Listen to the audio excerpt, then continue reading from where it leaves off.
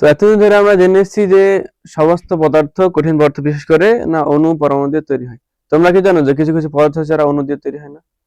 আর পরবর্তীতে যেগুলো হচ্ছে যে আমাদের প্রত্যেক দৈনন্দিন জীবনে যে বাড়িতে যে লবণটা ইউজ করছি NaCl, সেটা অ্যাকচুয়ালি কি দিয়ে তৈরি? সেটা আয়নীয় যৌগ না সমাজীয় যৌগ? আয়নীয় যৌগ আর NaCl জলীয় দ্রবণে কেন তড়িৎ পরিবহন করে, কেন নরমাল অবস্থা করে না? তো এই সমস্ত এই যে কোশ্চেন গুলো আমি বললাম তোমাদের সামনে, যেগুলো তুলে ধরলাম, এই সমস্ত কোশ্চেন উত্তর আজকে আমরা লেকচারে পরে পেয়ে যাব। এবং আজকে আরো কিছু ডিটেলস জিনিস আছে যে কেন তারা যৌগ গঠন করে, কেন যৌগ তৈরি করছে, কেন কেন সমাজে গঠন করছে, কেন আয়নীয় করছে, কখন করবে, আর কেন তারা ওই সেম মানে আয়নীয় বা সমাজে যৌগ গঠন করবে। তো এই সমস্ত কোশ্চেনের উত্তর আজকে আমরা এই লেকচারে পেয়ে যাবো। তাহলে স্টার্ট করি তাহলে। তো আমাদের চ্যাপ্টার হচ্ছে রাসায়নিক বিক্রিয়া, মৌলযোগ রাসায়নিক বিক্রিয়া। আর সাধারণত ক্লাস 8 পড়ি সবাই। হ্যাঁ, আর পদার্থের গঠন পার্ট 3 আজকে শেষ করে দেবো চ্যাপ্টারটা। তো তোমাদের একটা কাজ হবে কি না, বইটা খুলে নিয়ে বসা। প্রথমে একবার বইটা পড়ে নেবে, তারপরে লেকচার স্টার্ট করবে। তাহলে পুরো ক্রিস্টাল ক্লিয়ার হয়ে যাবে। তোমাদের যে ডাউট গুলো আসবে বা যেগুলো থাকবে সেগুলো আর থাকবে না, পুরোপুরি ক্লিয়ার হয়ে যাবে। তো প্রথমে কি করো না, বইটা একবার পড়ে এসো, তারপরে লেকচার থেকে স্টার্ট করো। ওই যেটা বলছিলাম ওটা লেখা আছে না, আমাদের চারপাশে অনেক যৌগ থাকে। অনেক অনেক যৌগ, নুন, পোড়াচুন, কষ্টিক সোডা, কলিচুন, অ্যামোনিয়াম সালফেট, অ্যামোনিয়াম নাইট্রেট, এরাও কঠিন পদার্থ, কিন্তু এরা অণু দিয়ে তৈরি হয় না। কি দিয়ে তৈরি হয়? এইসব যৌগ তৈরি হয়, এইসব যৌগ বা এইসব জিনিসগুলো তৈরি হয়, এইসব কঠিন পদার্থগুলো তৈরি হয় কি দিয়ে? আয়ন দিয়ে। মৌল যৌগ কি আসছে এখনই, মৌল কাকে বলে, যৌগ কাকে বলে না, এরা কঠিন পদার্থ হয় কিন্তু ওরা অণু দিয়ে তৈরি হয় না, ওরা তৈরি হয় আয়ন দিয়ে তৈরি হয়। তো যে আয়নায়ন করছিলাম, যে সেই আয়নের ডেফিনেশনটা একবার আমরা দেখে নিই না, কি না, যখন কোনো পরমাণু আয়ন, ইংলিশ আয়নই বলে, যখন কোনো পরমাণু ইলেকট্রন গ্রহণ করে, আয়ন আধান বলে এটাকে, গ্রহণ করে যখন ইলেকট্রন, হ্যাঁ এক মিনিট, যখন কোনো পরমাণু ইলেকট্রন গ্রহণ করে বা ইলেকট্রন ত্যাগ করে এবং আবেশযুক্ত কণায় পরিণত হয়। ইলেকট্রন গ্রহণ করে বা ইলেকট্রন ত্যাগ করে। আবেশযুক্ত কণা মানে কি না, ওর উপরে উপরে মানে ও ইলেকট্রন ছেড়ে দেবে বা গ্রহণ করে নেবে। মানে ওই যে আয়নটা আমরা নিচ্ছি বা অণুটা যেটা নিচ্ছি, অণুটা কি ইলেকট্রন ছেড়ে দিচ্ছে বা গ্রহণ করে নিচ্ছে, ইলেকট্রন ছেড়ে দিচ্ছে বা নিয়ে নিচ্ছে। মানে ধরো তোমার মাথায় কি করা হলো, তুমি একটা, আমি যে ঘড়িটা পরে আছি, এই ঘড়িটা কি করা হলো না, ঘড়ি এখন আমার বডির পার্ট, এখন ধরে নিতে পারে, আমি ধরে নিচ্ছি না ঘড়িটা এখন পরে আছি। তো এটা যদি আমি খুলে দিই, তাহলে কি বলবো না, ঘড়িটা আমার হাতে নেই। আর যদি পরে নেই, তাহলে ঘড়িটা আমার হাতে আছে। তা এখন কি আছে না, ঘড়িটা আমার হাতে আছে, মানে কি এটা বলতে চাইছি না কি, অণুটা একটা ইলেকট্রন নিল, তার মানে কি বলবো না, ইলেকট্রন আছে ওর উপরে, ও ইলেকট্রন নিয়েছে, তার ওর মাথায় কি না নেগেটিভ চার্জ হবে একটা, কারণ আমরা সবাই জানি এর আগে পড়ে এসেছে ইলেকট্রন কি নেগেটিভ চার্জ, নেগেটিভ আধান। হ্যাঁ, নেগেটিভ আধান মানে ঋণাত্মক আধানযুক্ত কণা, ইলেকট্রন। আর ও যদি ইলেকট্রন ছেড়ে দেয়, তাহলে কি হবে, ওখানে প্রোটন বেশি হয়ে যাচ্ছে, মানে ইলেকট্রন কম হয়ে যাচ্ছে, প্রোটন বেশি হয়ে যাচ্ছে। কারণ জানি যে পরমাণু হচ্ছে কি নিস্তড়িত পরমাণু, প্রত্যেকটা পরমাণু হচ্ছে নিস্তড়িত কণা। তো ওখান থেকে যদি ইলেকট্রন বের করে নিই, তাহলে প্রোটনের আধিক্য হচ্ছে। আর যদি ইলেকট্রন বাইরে থেকে দিই, তাহলে কি ইলেকট্রন আধিক্য হচ্ছে। যদি ইলেকট্রন দিই, তাহলে নেগেটিভে পরিণত হবে, অর্থাৎ ঋণাত্মকে পরিণত হবে। আর যদি ওখান থেকে আমরা প্রোটনকে বের করে নিই, প্রোটন যদি বের করে, সরি, ইলেকট্রন বের করে নিই, প্রোটন হবে না, ইলেকট্রন হবে, কারণ প্রোটনকে বের করা যায় না। প্রোটন নিউক্লিয় যে ফোর্স আছে সেটা খুব শক্তিশালী ফোর্স, আগের দিন আমরা সব ডিটেলস জেনেছি যে নিউক্লিয় ফোর্স খুবই শক্তিশালী একটা ফোর্স। না কি করে না, ওই নিউক্লিয়াসের মধ্যে প্রোটন গুলোকে খুব দৃঢ় বল দ্বারা আবদ্ধ করে রাখে। তার ফলে ওখান থেকে প্রোটনকে বের করা আমাদের দ্বারা সম্ভব না। তো কি করা হয় না, নরমালি ইলেকট্রন আদান প্রদান ঘটে, ইলেকট্রন আসে বা ইলেকট্রন যায়, এইভাবে হয়। তো কি না, পরমাণু ইলেকট্রন গ্রহণ করে বা ত্যাগ করে আবেশযুক্ত কণায় পরিণত হয়, যাকে বলা হয় আয়ন। আয়ন দুই প্রকার, ধনাত্মক আয়ন, ক্যাটায়ন বলা হয় এটাকে, ঋণাত্মক আয়ন।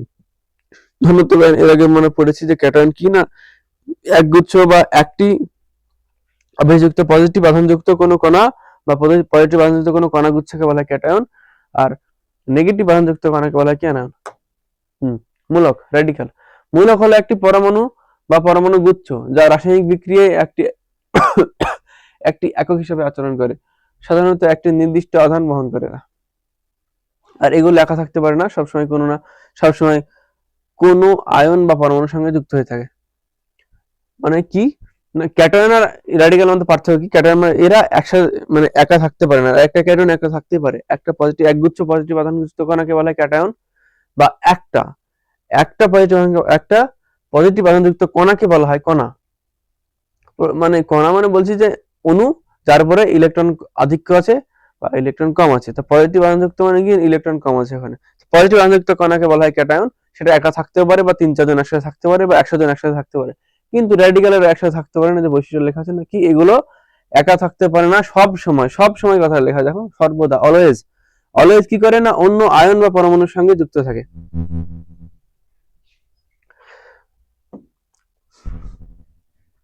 আচ্ছা, মূলকের প্রকারভেদ দেখছি আমরা এবার। মূলক দুই প্রকার হয়, যেমন ক্যাটায়ন, যেমন চার্জ আধান যেমন দুই প্রকার ছিল, পজিটিভ চার্জ নেগেটিভ চার্জ, তো সেরকম এই ধরনের এই মূলক রেডিক্যালও দুই প্রকার হয়।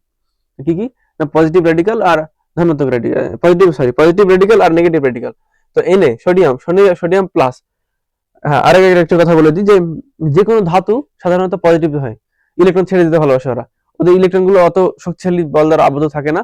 আর কিন্তু যে কোনো অধাতু কি করে না, ইলেকট্রন ওই যে কক্ষপথে ঘুরছে ইলেকট্রন, আমরা দেখেছিলাম আগে কিভাবে ইলেকট্রন ঘোরে, কোথায় কোনটা থাকে, কে এলিমেন্ট কক্ষপথ হয়, কোন কক্ষপথে কতগুলো ইলেকট্রন থাকে।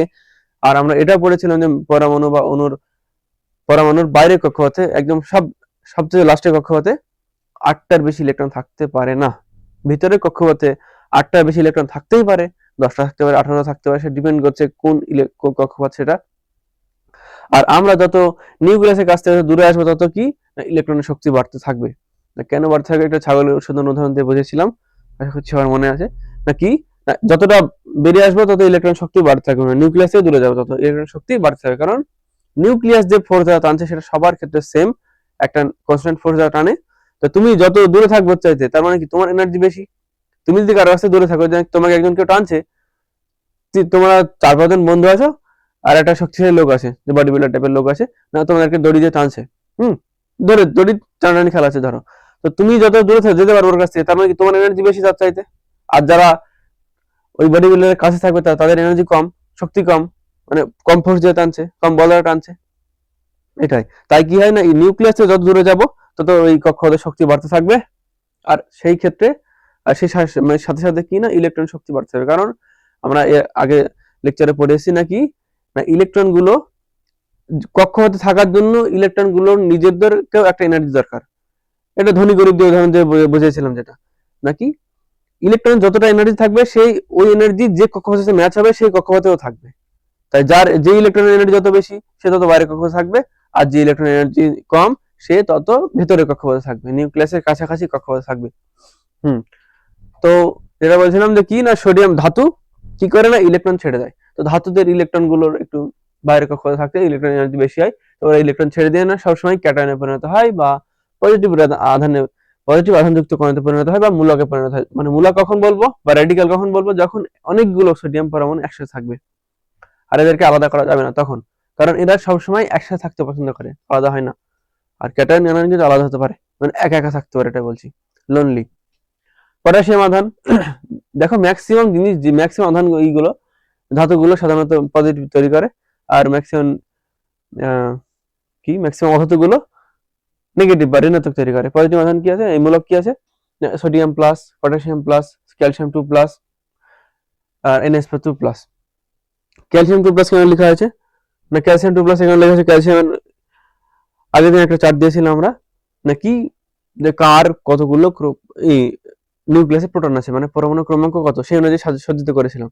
ক্লাস 9 এবং 10 এই নিয়ে ডিটেলস আছে, পিরিয়ডিক টেবিল এর চ্যাপ্টার আছে, পর্যায় সারণী। ওখানে পুরো 118টা এলিমেন্ট প্রত্যেকের পরপর সাজানো আছে নাকি, পরমাণু ক্রমাঙ্ক অনুসারে সাজানো আছে, ওদের গ্রুপে ভাগ করা হয়েছে, কোনটা মেটাল কোনটা নন মেটাল, সেগুলো ডিটেল পরবর্তী ক্লাস 9-10 আমরা দেখবো ওটা। তো এখানে যে ক্যালসিয়াম যে 2 প্লাস কেন লেখা হয়েছে, এখানে ক্যালসিয়াম আছে 20টা ইলেকট্রন থাকে। স্বাভাবিক ব্যাপার যে পরমাণু, আমরা জানি তো পরমাণু কি হয়, নিস্তড়িত হয়, তার মানে যতগুলো প্রোটন থাকবে তত ইলেকট্রন থাকবে। যতগুলো প্রোটন, ধরো কোনো একটা পরমাণুর কেন্দ্রে 5টা ইলেকট্রন আছে, পরমাণুর কেন্দ্রে নিউক্লিয়াসে ইলেকট্রন থাকবে না প্রোটন হবে, প্রোটন আছে 5টা, তাহলে বাইরে কতগুলো থাকবে, 5টা থাকবে যদি পরমাণুটা নিস্তড়িত হয় তাহলে। আর যদি আধানযুক্ত হয়, যদি পজিটিভ আধানযুক্ত হয় তাহলে থাকবে 4টে, 3টে, একটা দুটো থাকতেই পারে। আর যদি নেগেটিভ আধানযুক্ত হয় তাহলে 6টা থাকবে, মানে প্রোটনের চাইতে ইলেকট্রন বেশি থাকতে হবে। তো এখানে 2 প্লাস লেখা আছে এই কারণে, প্রত্যেকটা অণু পরমাণু চাই যে আমরা কি করব, কাজ করব না, অর্থাৎ রাসায়নিক বিক্রিয়ায় অংশগ্রহণ করব না। আমরা বসে বসে থাকবো, বসে বসে খাবো, নাকি না লাক্সারি লাইফস্টাইল লিভ করবো। তো সেটা হচ্ছে প্রত্যেকের চাই, আমরাও চাই যেন মানুষ যেরকম সে চাই, বা প্রত্যেকটা প্রাণী চাই এরকম। ঠিক অনুপরমাণু গুলো সেরকম চাই, নাকি ওরা ওদের কাজ করতে চাইবো না। ওদের কাজ করা মানে কি? ওদের কাজ করা মানে হচ্ছে কি না আমরা কেউ রাসায়নিক বিক্রিয়ায় অংশগ্রহণ করব না। তাহলে এই ক্যালসিয়াম চাইবে কি? তাহলে ও যদি রাসায়নিক বিক্রিয়ায় অংশগ্রহণ না করতে, তাহলে ও কি করতে চাইবে? তোমরা বলো তো কি করতে চাইবে? আমরা যদি ওই ধরনের লাইফস্টাইল, যদি লাক্সারি লাইফস্টাইল যদি লিড করতে চাই, তাহলে কি করতে চাইবো আমরা? তাহলে আমাদেরকে প্রচুর টাকা কামাতে প্রথমে, তারপরে করতে পারবো। তো একেও কি করতে হবে? একে কি করতে হবে? ওই যে অনুপরমাণু গুলোকে ওরকম কিছু করতে হবে, এনার্জি গ্রহণ করতে বা ছাড়তে হবে না। এখানে কি করবে না, ইলেকট্রন ছেড়ে দেবে বা ইলেকট্রন গ্রহণ করবে। দিয়ে নিষ্ক্রিয় মৌল, বলেছিলাম নিষ্ক্রিয় মৌল সাধারণ উষ্ণতায় ওরা রাসায়নিক বিক্রিয়ায় অংশগ্রহণ করে না, তাদেরকে বলা নিষ্ক্রিয় মৌল বা নিষ্ক্রিয় gas. Helium, neon, argon, krypton, xenon, radon, Australian আরো আছে এগুলো। তো হচ্ছে, তো ক্যালসিয়াম চাইবে কি? ক্যালসিয়ামের যে সবচেয়ে যে কাছের মৌল। হ্যাঁ, তাই বলে ক্যালসিয়াম 20টা ইলেকট্রন আছে, তুমি হিলিয়াম করে দেবে, এরকম করলে কিন্তু হবে না। ও চাইবে, চাইবে এনার্জি গ্রহণ করে, অর্থাৎ ইলেকট্রন ছেড়ে দিয়ে বা ইলেকট্রনকে নিয়ে, বা ও এনার্জি কমিয়ে। ক্যালসিয়াম কি করবে? ইলেকট্রন হয় নেবে, আর না হয় ইলেকট্রন ছাড়বে। দুটো অপশন আছে ওর কাছে, সবার কাছে দুটো অপশন, হ্যাঁ বা না। ইলেকট্রন ছাড়বে বা গ্রহণ করবে। তো ইলেকট্রন কি করবে ক্যালসিয়াম? 20, ওর পারমাণবিক ক্রমাঙ্ক হচ্ছে 20। এটা মনে রাখতে হবে, ক্যালসিয়াম একটা ইম্পর্টেন্ট এলিমেন্ট। এর ভর সংখ্যার মান হচ্ছে 40, আর সরি, ভর সংখ্যার মান 40, 20 নিউটনের 20 থাকে। তো আর হচ্ছে তোমার ওই পারমাণবিক ক্রমাঙ্ক, অর্থাৎ প্রোটন সংখ্যা কি 20টা, আর ইলেকট্রন তাহলে 20টা থাকবে যদি নিশ্চয়ই। আর এখন হচ্ছে কি 2+ অবস্থা, মানে দুটো ইলেকট্রন কম আছে। তাহলে ক্যালসিয়ামের সবচেয়ে কাছের নিষ্ক্রিয় গ্যাস কোনটা? নিষ্ক্রিয় মৌল helium, neon, argon, krypton. হিলিয়ামের 2, নিয়নের 10, আর্গনের 18। Helium, neon, argon, krypton. ওর 36 হবে না। আর হচ্ছে তাহলে ক্যালসিয়ামের কি না, ক্যালসিয়াম হচ্ছে 20, পারমাণবিক ক্রমাঙ্ক হচ্ছে 20। এ 20, তাহলে এ চাইবে কি 18 হতে, মানে ইলেকট্রন আছে 20টা, ও চাইবে 18টা পেতে। তাহলে কি হবে? 18 যেতে যাবে, তাহলে দুটো ইলেকট্রন ছাড়তে হবে। ওই দুটো ইলেকট্রন ছেড়ে দিয়েছে বলে এই ক্যালসিয়াম এখন 2+ লেখা আছে মূলক। মানে এ দুটো ইলেকট্রন ছেড়ে আহিত অবস্থায় আছে, যে কি না আমার মতো যদি আরো কাউকে পাই, আমার মতো সেম যার দুটো ইলেকট্রন দরকার, তার সাথে আমি কি যুক্ত হয়ে না একটা যৌগ বা মৌল তৈরি করবো। এখানে যৌগ হবে অবশ্য, যদি ক্যালসিয়াম যদি খালি থাকতে হলে মৌল হতো, ক্যালসিয়াম খালি থাকবে না। CaCl2, ক্যালসিয়াম ক্লোরাইড, নয় তো পড়েছে একটা লবণ যেটা হয়, তো সেটা হচ্ছে এটা যৌগ। ক্লোরিন কি করবে? ওখানে দুটো ইলেকট্রন গ্রহণ করবে, আর ক্যালসিয়াম দুটো ইলেকট্রন ছেড়ে দেবে। একটা ক্লোরিন একটা মাত্র ইলেকট্রন গ্রহণ করতে পারে, কারণ ক্লোরিনের পারমাণবিক ক্রমাঙ্ক হচ্ছে 17। ও একটা ইলেকট্রন গ্রহণ করে কি 18 পরিণত হতে চাইবে। তাহলে কি হবে?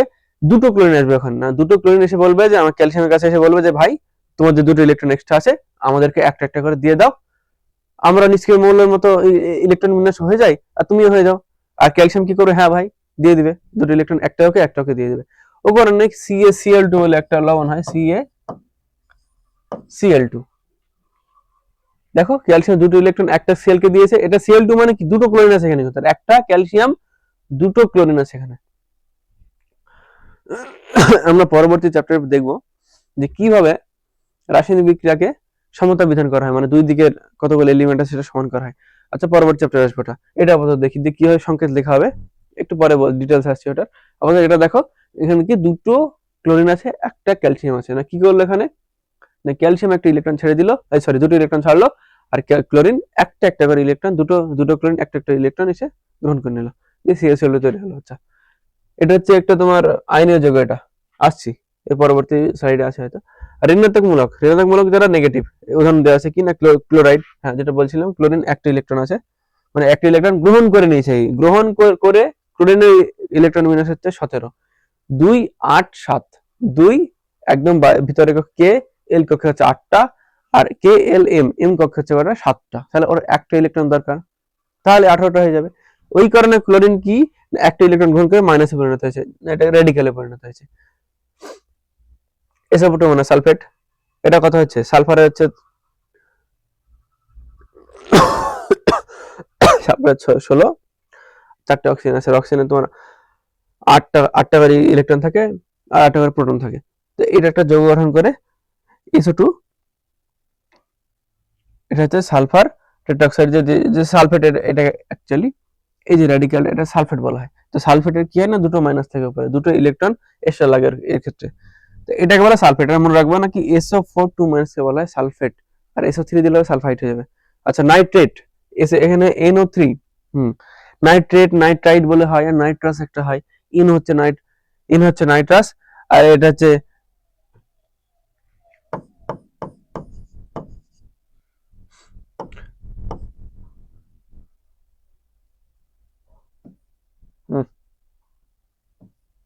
যাই হোক, NO3 হচ্ছে কি নাইট্রেট, আর NO2 দিলে হচ্ছে কি নাইট্রাইট হয়ে যাবে ওটা। NO2 হলে কি nitrite, NO2 minus NO3 minus, একটা মাইনাস আছে এখানে।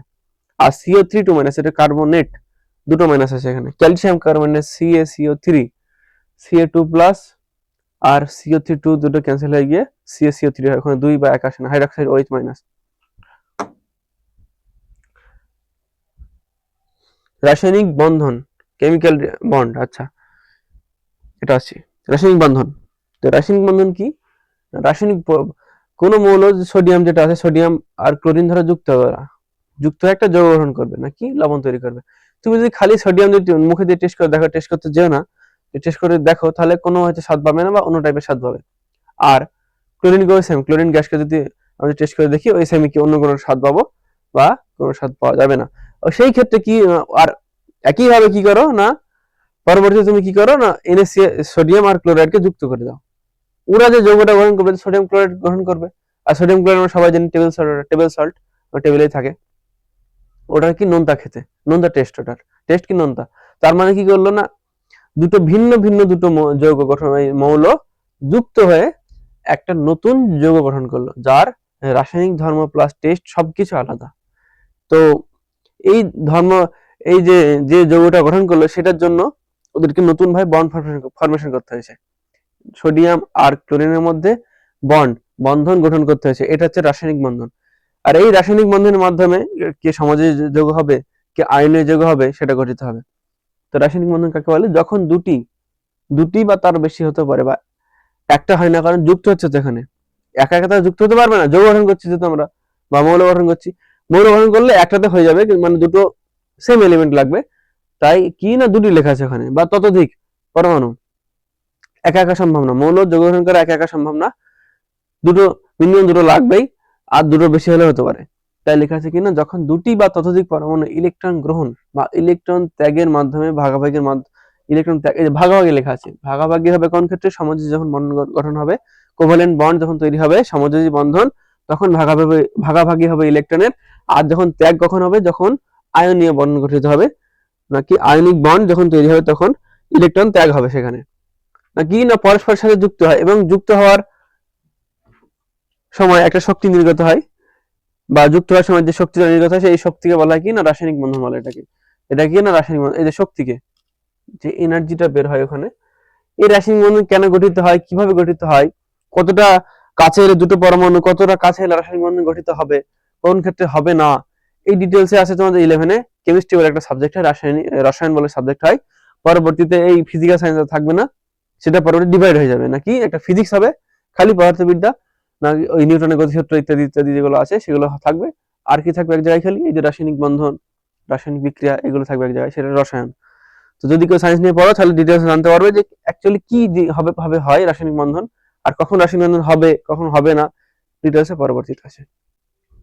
তো রাসায়নিক বন্ধন দু প্রকার বলছিলাম এতক্ষণ ধরে, আয়নিক বন্ধন আর সমযোজী বন্ধন। ইংলিশ টার্মগুলো একটু ভালোভাবে খেয়াল রাখবো আমরা, বর্তমান পরিস্থিতিতে ইংলিশ খুবই খুবই জরুরি, জানাটা জরুরি খুব আমাদের। নাকি আয়নিক বন্ধন হচ্ছে কি, আয়নিক বন্ড, বন্ড মানে হচ্ছে বন্ধন, আর কোভ্যালেন্ট হচ্ছে কি না সমযোজী বন্ধন। তাহলে কি আছে, তারপরে আছে যৌগ, কম্পাউন্ড। আয়নিক বন্ধন আমরা আসছি, যৌগটা দেখি না একবার না, প্রথমে কি দেখলাম, আয়ন দেখলাম, তারপরে কি দেখলাম, রেডিক্যাল দেখে নিলাম, তারপরে কি দেখলাম, রাসায়নিক বন্ধন কাকে বলে, অ্যাকচুয়ালি কি হচ্ছে জিনিসটা, রাসায়নিক বন্ধনটা, ওদের মধ্যে যে বন্ধন হচ্ছে সেটা বলে রাসায়নিক বন্ধন। দুটো মৌল যুক্ত হচ্ছে কার মাধ্যমে, না রাসায়নিক বন্ধনের মাধ্যমে যুক্ত হচ্ছে, তার ফলে কি যৌগ গঠন হচ্ছে, না যৌগটা কি, এই দুটো মৌল বললাম, ওটা এলিমেন্ট হবে। দুটো এলিমেন্ট বা আয়ন যুক্ত হয়ে কি হচ্ছে যৌগ গঠন হচ্ছে, যৌগ কম্পাউন্ড গঠন হচ্ছে, যৌগ। সেটা কি না রাসায়নিক বন্ধনের মাধ্যমে ঘটছে ওটা, তো সেটা যৌগ গঠন হচ্ছে। তো যৌগ কাকে বলে দেখে নেবো, তারপরে আসবে কি না আইনীয় যৌগ, সমাজীয় যৌগ। আচ্ছা, যখন দুই বা ততোধিক মৌল নির্দিষ্ট অনুপাতে রাসায়নিকভাবে যুক্ত হয়ে একটি নতুন পদার্থ তৈরি করে তাকে যৌগ বলে। আচ্ছা, এটা বলছিলাম যে মৌল একটা, যেখানে একটা পরমাণু থাকবে, মানে সেম পরমাণু, ধরো সোডিয়াম, অনেকগুলো সোডিয়াম পরমাণু আছে, সেটা হচ্ছে একটা মৌল। এটা এর আগে বলছিলাম, যেটা নাকি একটা পরমাণু যেটা তৈরি, যদি দুটো পরমাণু যদি তৈরি হয়, যেমন CO2 কার্বন ডাইঅক্সাইড, এটাকে আমরা কি মৌল বলবো না কম্পাউন্ড বলবো, যৌগ বলবো এটাকে। তো নাকি সেম অণু দিয়ে তৈরি, সেম পরমাণু দিয়ে তৈরি একটা অনুগুচ্ছকে বলা হয় কি মৌল। তো দুই বা ততোধিক মৌল নির্দিষ্ট অনুপাতে রাসায়নিকভাবে যুক্ত হয়, নির্দিষ্ট অনুপাতে বলছে কারণ দুটি NaCl NaCl, ওখানে একটা একটা Na মৌল আছে, একটা Cl মৌল আছে। আর Na ওখানে কিন্তু একটা Na নাই, প্রচুর সংখ্যক Na থাকে, প্রচুর সংখ্যক Na থাকে, অনেকগুলো। দেখা যাচ্ছে অ্যাভোগাড্রো নাম্বার যেটা হয় 6.022 into 10^23, পরবর্তীতে যাবো সেটা। তো কোটি কোটি কোটি সংখ্যক অণু থাকে ওখানে, তো সেটা দিয়ে কি মৌল তৈরি হয়। তো দুটো ওই মৌল যুক্ত হয়ে কি না NaCl তৈরি করছে। তো এটা বলছে কি না অনুপাতে যদি Ca, ওটা কি করলো না Cl পরমাণু, একটা Cl পরমাণু যুক্ত হয়ে কি করলো, সোডিয়ামের সাথে একটা Cl পরমাণু যুক্ত হলে কি না টেবিল সল্ট তৈরি করলো, আমাদের খাবার লবণ তৈরি করলো। আর সেই ক্ষেত্রে আর ক্ষেত্রে কি হচ্ছে না ক্যালসিয়াম ক্লোরাইড, যেটা তার সঙ্গে দেখলাম কি না CaCl2। এই ক্লোরাইড গুলো আমাদের একটু মনে রাখতে হবে, কারণ এই ক্লাস 8 থেকে পরবর্তীতে ফ্রিকোয়েন্টলি ইউজ হতে থাকে, মানে প্রায় প্রত্যেক সময় বই খুললে দেখবে যে CaCl2, NH4Cl, তারপরে NaCl যেটা আছে, KCl, এই যে সংকেতগুলো, potassium chloride, ammonium chloride, sodium chloride, calcium chloride, calcium carbonate, CaCO3, এইসব সংকেতগুলো আমাদের একটু মনে রাখতে হবে। এটা হচ্ছে কি না ক্যালসিয়াম ক্লোরাইড।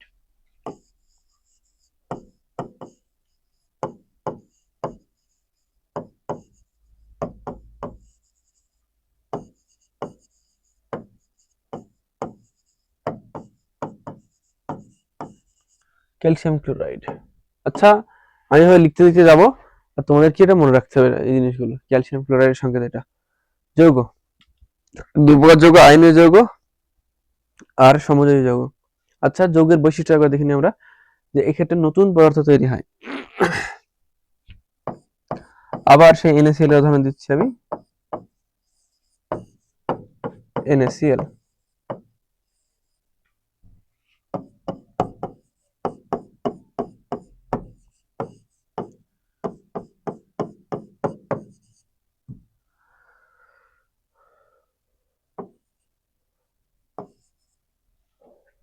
এটা হচ্ছে কি দুটো হাইড্রোজেন, এটা ব্যালেন্স করেছে আমরা প্রথমে, দুটো হাইড্রোজেন দুটো নাইট্রোজেন যুক্ত হয়ে কি হলো না হাইড্রোজেন গ্যাস, আর নাইট্রোজেন গ্যাস যুক্ত হয়ে কি করলো NH3 অ্যামোনিয়া নামে একটা গ্যাস তৈরি করলো, যেটা ঝাঁঝালো গন্ধযুক্ত, পাঞ্জেন্ট স্মেল, ঝাঁঝালো,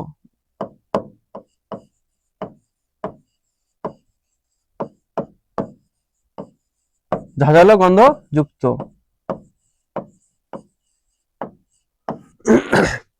হাইড্রোজেনের কোনো গন্ধ নেই, নাইট্রোজেনের কোনো গন্ধ নেই। যদি হাইড্রোজেন গন্ধ থাকতো আর নাইট্রোজেন যদি কোনো গন্ধ থাকতো, যদি স্মেল থাকতো, তাহলে আমরা বাতাসে টিকতে পারতাম না, কারণ 78% বাতাসের মধ্যে নাইট্রোজেনের পরিমাণ কত, 100% যে বাতাস যেটা আছে, পুরো বায়ুমণ্ডলে যে বাতাসটা আছে তার মধ্যে 78% কি নাইট্রোজেন। এদের দুজনে কোনো স্মেল নেই, এরা যুক্ত হয়ে কি করলেন নাকি ঝাঁঝালো গন্ধযুক্ত একটা গ্যাস তৈরি করলো, যার নাম কি অ্যামোনিয়া, NH3।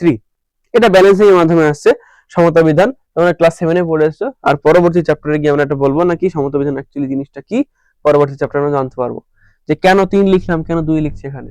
এটা খালি আপাতত দেখে রাখো। নতুন পদার্থ উৎপন্ন হয়, হয়ে গেল।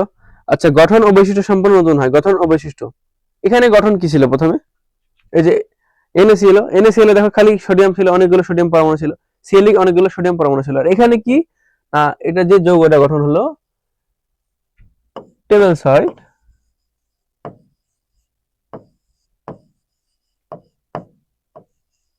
Table salt. হ্যাঁ, টেবিল সল্ট কি তৈরি হলো না কি অনেকগুলো কি না NaCl এর অনেকগুলো NaCl মিলে টেবিল সল্ট তৈরি করে, ওখানে সে অনেকগুলো NaCl। আর হ্যাঁ, আরেকটা কথা বলে যে NaCl কে আমরা অণু বা পরমাণু বলতে পারবো না, আমরা এটাকে লবণের অণু পরমাণু বলতে পারবো না। কেন? এখানে একটা Na নাই বা এখানে একটা Cl নেই। এই NaCl টা তৈরি হয়েছে অনেকগুলো Na আর অনেকগুলো Cl মিলে। তাহলে এটা কিভাবে বলতে পারি যে একটা লবণের অণু? খালি এটা বলতে পারবো না, লবণের একটা সংকেত বলতে পারবো, এটা আমরা সুবিধার্থে NaCl সংকেত দিয়ে লিখি। আর এইভাবে আয়নীয় যৌগকে প্রকাশ করা হয়। আসছি টেবিল সল্ট, এখানে কি না NaCl এর নতুন একটা গঠন সম্পন্ন বৈশিষ্ট্য। এখানে গঠন কি ছিল? খালি Na ছিল। আর এখানে কি খালি Cl ছিল। আর এখানে কি না NaCl দুটো মিলে টেবিল সল্ট তৈরি করেছে। এটা বলছে কি না গঠন সম্পূর্ণ নতুন হয়। ভাঙা ভাঙা বা তৈরি হওয়ার সময় রাসায়নিক পরিবর্তন ঘটে। এই ক্ষেত্রে নতুন NaCl এর মধ্যে বন্ড তৈরি হয়েছে না ইলেকট্রন আদান প্রদানের মাধ্যমে বন্ড তৈরি হয়েছে, বন্ধন তৈরি হয়েছে। সেখানে কি নতুন যৌগ উৎপন্ন হয়েছে আর নতুন বন্ধন গঠিত হয়েছে। ওটাই বলেছে না ভাঙা তৈরি হওয়ার সময় রাসায়নিক পরিবর্তন ঘটে। রাসায়নিক পরিবর্তন কি হচ্ছে? আচ্ছা, আর একটা কথা বলি, রাসায়নিক পরিবর্তন মানে আন্ত আণবিক পরিবর্তন পুরো, মানে ওদের মধ্যে যে নতুন বন্ড তৈরি হবে, দুটো মৌলের মধ্যে নতুন বন্ড তৈরি হবে, সেটা কি রাসায়নিক পরিবর্তন। নতুন কিছু তৈরি হবে ওখানে, না ওই আগের মধ্যে থাকবে না বা যুক্ত পড়ে থাকবে না, নতুন কিছু ধর্মসামান্য বৈশিষ্ট্য তৈরি হবে। তো সেটাই বলছে কি রাসায়নিক পরিবর্তন ঘটে।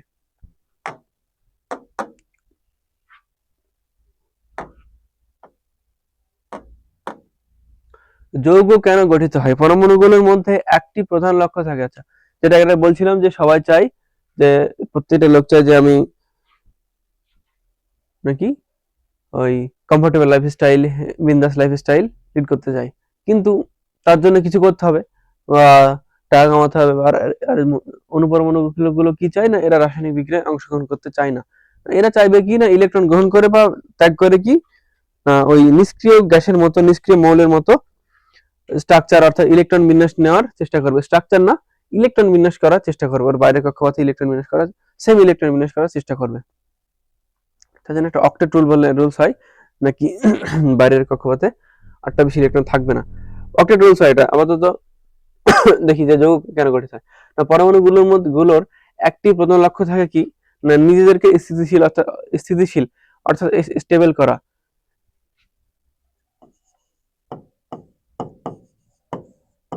রাসায়নিক ভাবে স্থিতিশীল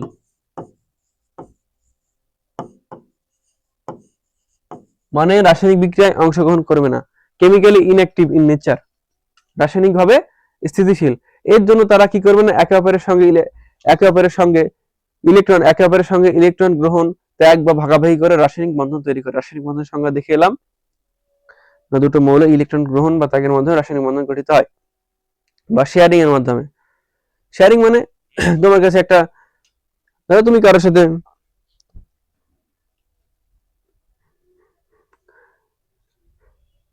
জুতো বা জামা কাপড় আদান প্রদান করলে না কি, তোমার ধরো তোমার কোনো বন্ধু, তুমি যদি হোস্টেলে থাকো, বাড়িতে থাকো, যেখানে থাকো, তুমি কি করলে না তোমার একটা ফ্রেন্ডের জামা পছন্দ হয়েছে, আর ঠিক সেম ভাবে নাকি না ওরও তোমার যে তুমি যে প্যান্টটা কোনোদিন পরেছিলে সেটার পছন্দ হয়েছে, নাকি তোমরা কি করলে নতুন ভাবে না কিনে কি করলে না ওর জামাটা তুমি নিলে কিছুদিনের জন্য পরার জন্য, আর তুমি তোমার যে প্যান্ট ছিল যেটা ওর পছন্দ হয়েছে সেটা দিয়ে দিলে। এই যে শেয়ারিং হচ্ছে, তার মধ্যে একটা বন্ড তৈরি হচ্ছে না, যে যে তুই আমাকে তোর জামাটা দে, আমি তোকে আর আমি তোকে আমার প্যান্টটা দিচ্ছি। এই যে যে কথাটা হচ্ছে যে বন্ধন তৈরি হচ্ছে, এটা হচ্ছে কি বন্ধনটা সমাজের যে বন্ধন, এটা ইলেকট্রন শেয়ারিং এর মাধ্যমে তোমরা কি করলে না প্যান্ট জামা শেয়ারের মাধ্যমে এটা কথা আদান প্রদান করলে।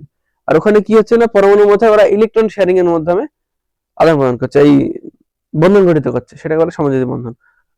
পরমাণুগুলো চায় নিষ্ক্রিয় গ্যাসের মতো সম্পূর্ণ ভরাট বহিস্থ শক্তি স্তর বা 8টি ইলেকট্রন পেতে।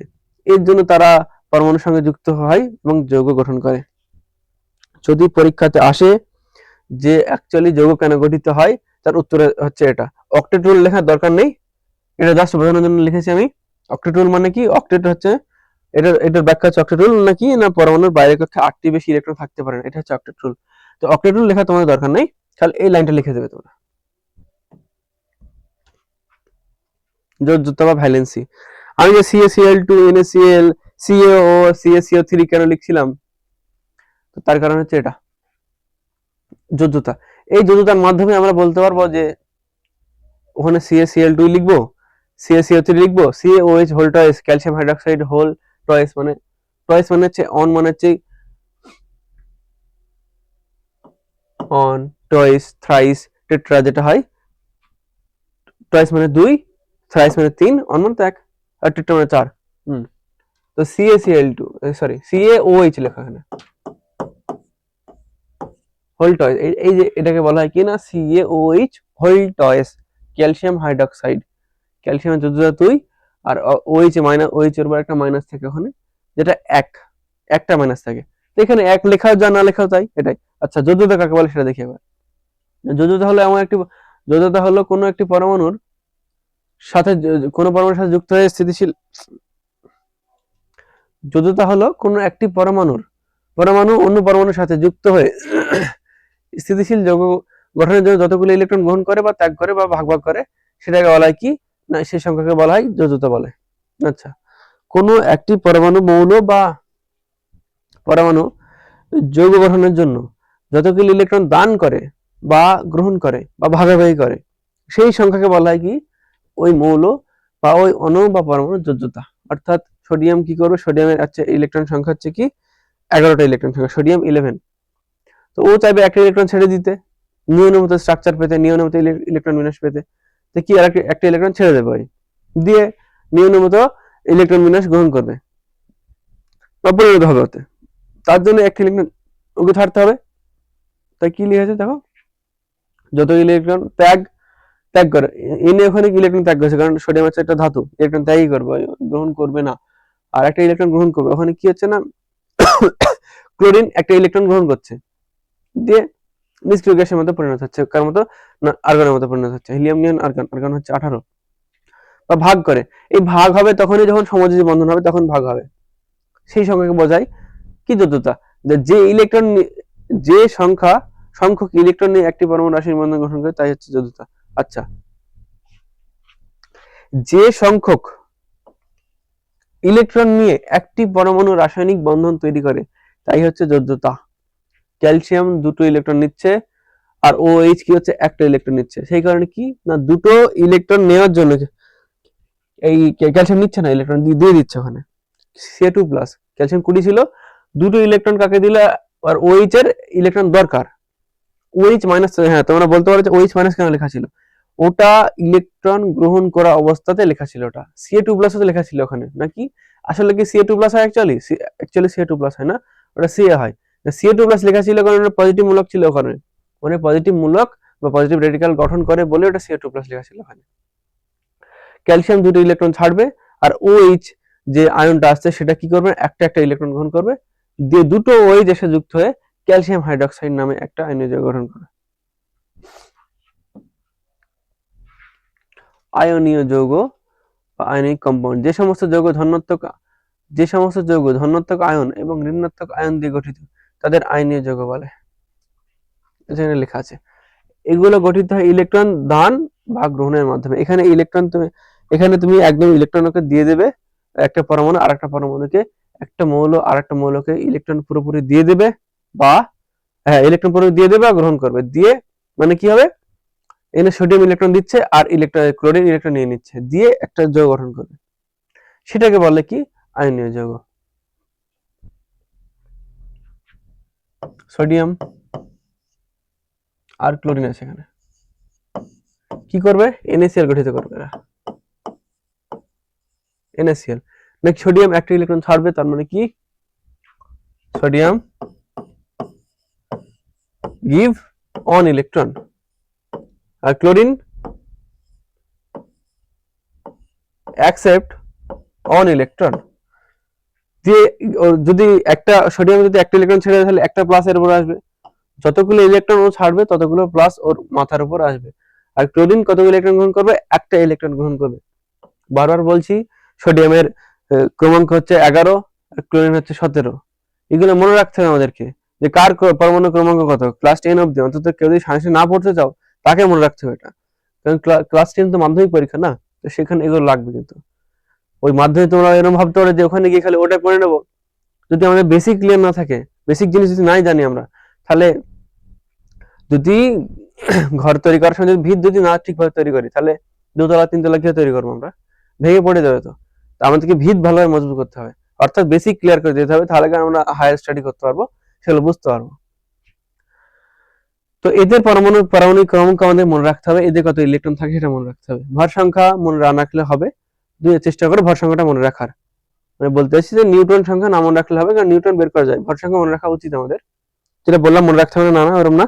ভর সংখ্যা কি করে মনে রাখা, ভর সংখ্যাটা এর সাথে মনে রাখা হবে, পারমাণবিক ক্রমাঙ্ক আর ভর সংখ্যা মনে রাখা। কারণ পারমাণবিক ক্রমাঙ্ক জানলে আমরা ইলেকট্রন বের করে নিতে পারবো যে কতগুলো ইলেকট্রন আছে, আর সেখান থেকেই বুঝতে পারবো যে কার্যযোগ্যতা কত, আর রেডিক্যালের উপরে মাথা কতগুলো প্লাস আসবে বা মাইনাস আসবে।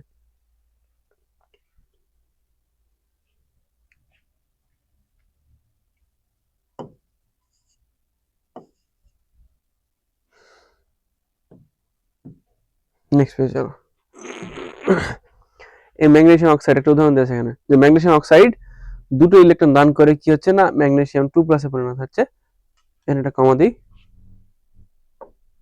আর অক্সিজেন কিনা দুটো ইলেকট্রন গ্রহণ করছে, দিয়ে অক্সিজেন 2 মাইনাসে পরিণত হচ্ছে, দিয়ে দুজন যুক্ত হয়ে কি হচ্ছে, MgO গঠন করছে এখানে,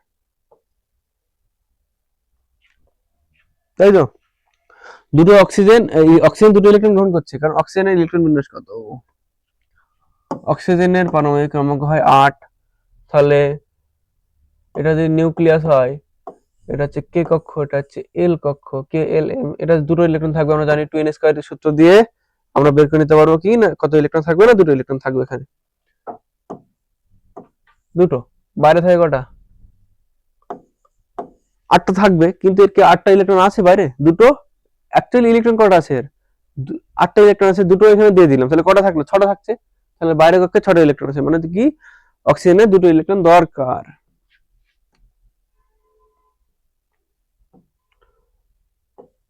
আছে, 6টা ইলেকট্রন লাগবে, দুটো ইলেকট্রন, কারণ কি চাইবে ও নিয়নের মতো স্ট্রাকচার গঠন করতে চাইবে, কারণ নিয়নের পারমাণবিক ক্রমাঙ্ক হচ্ছে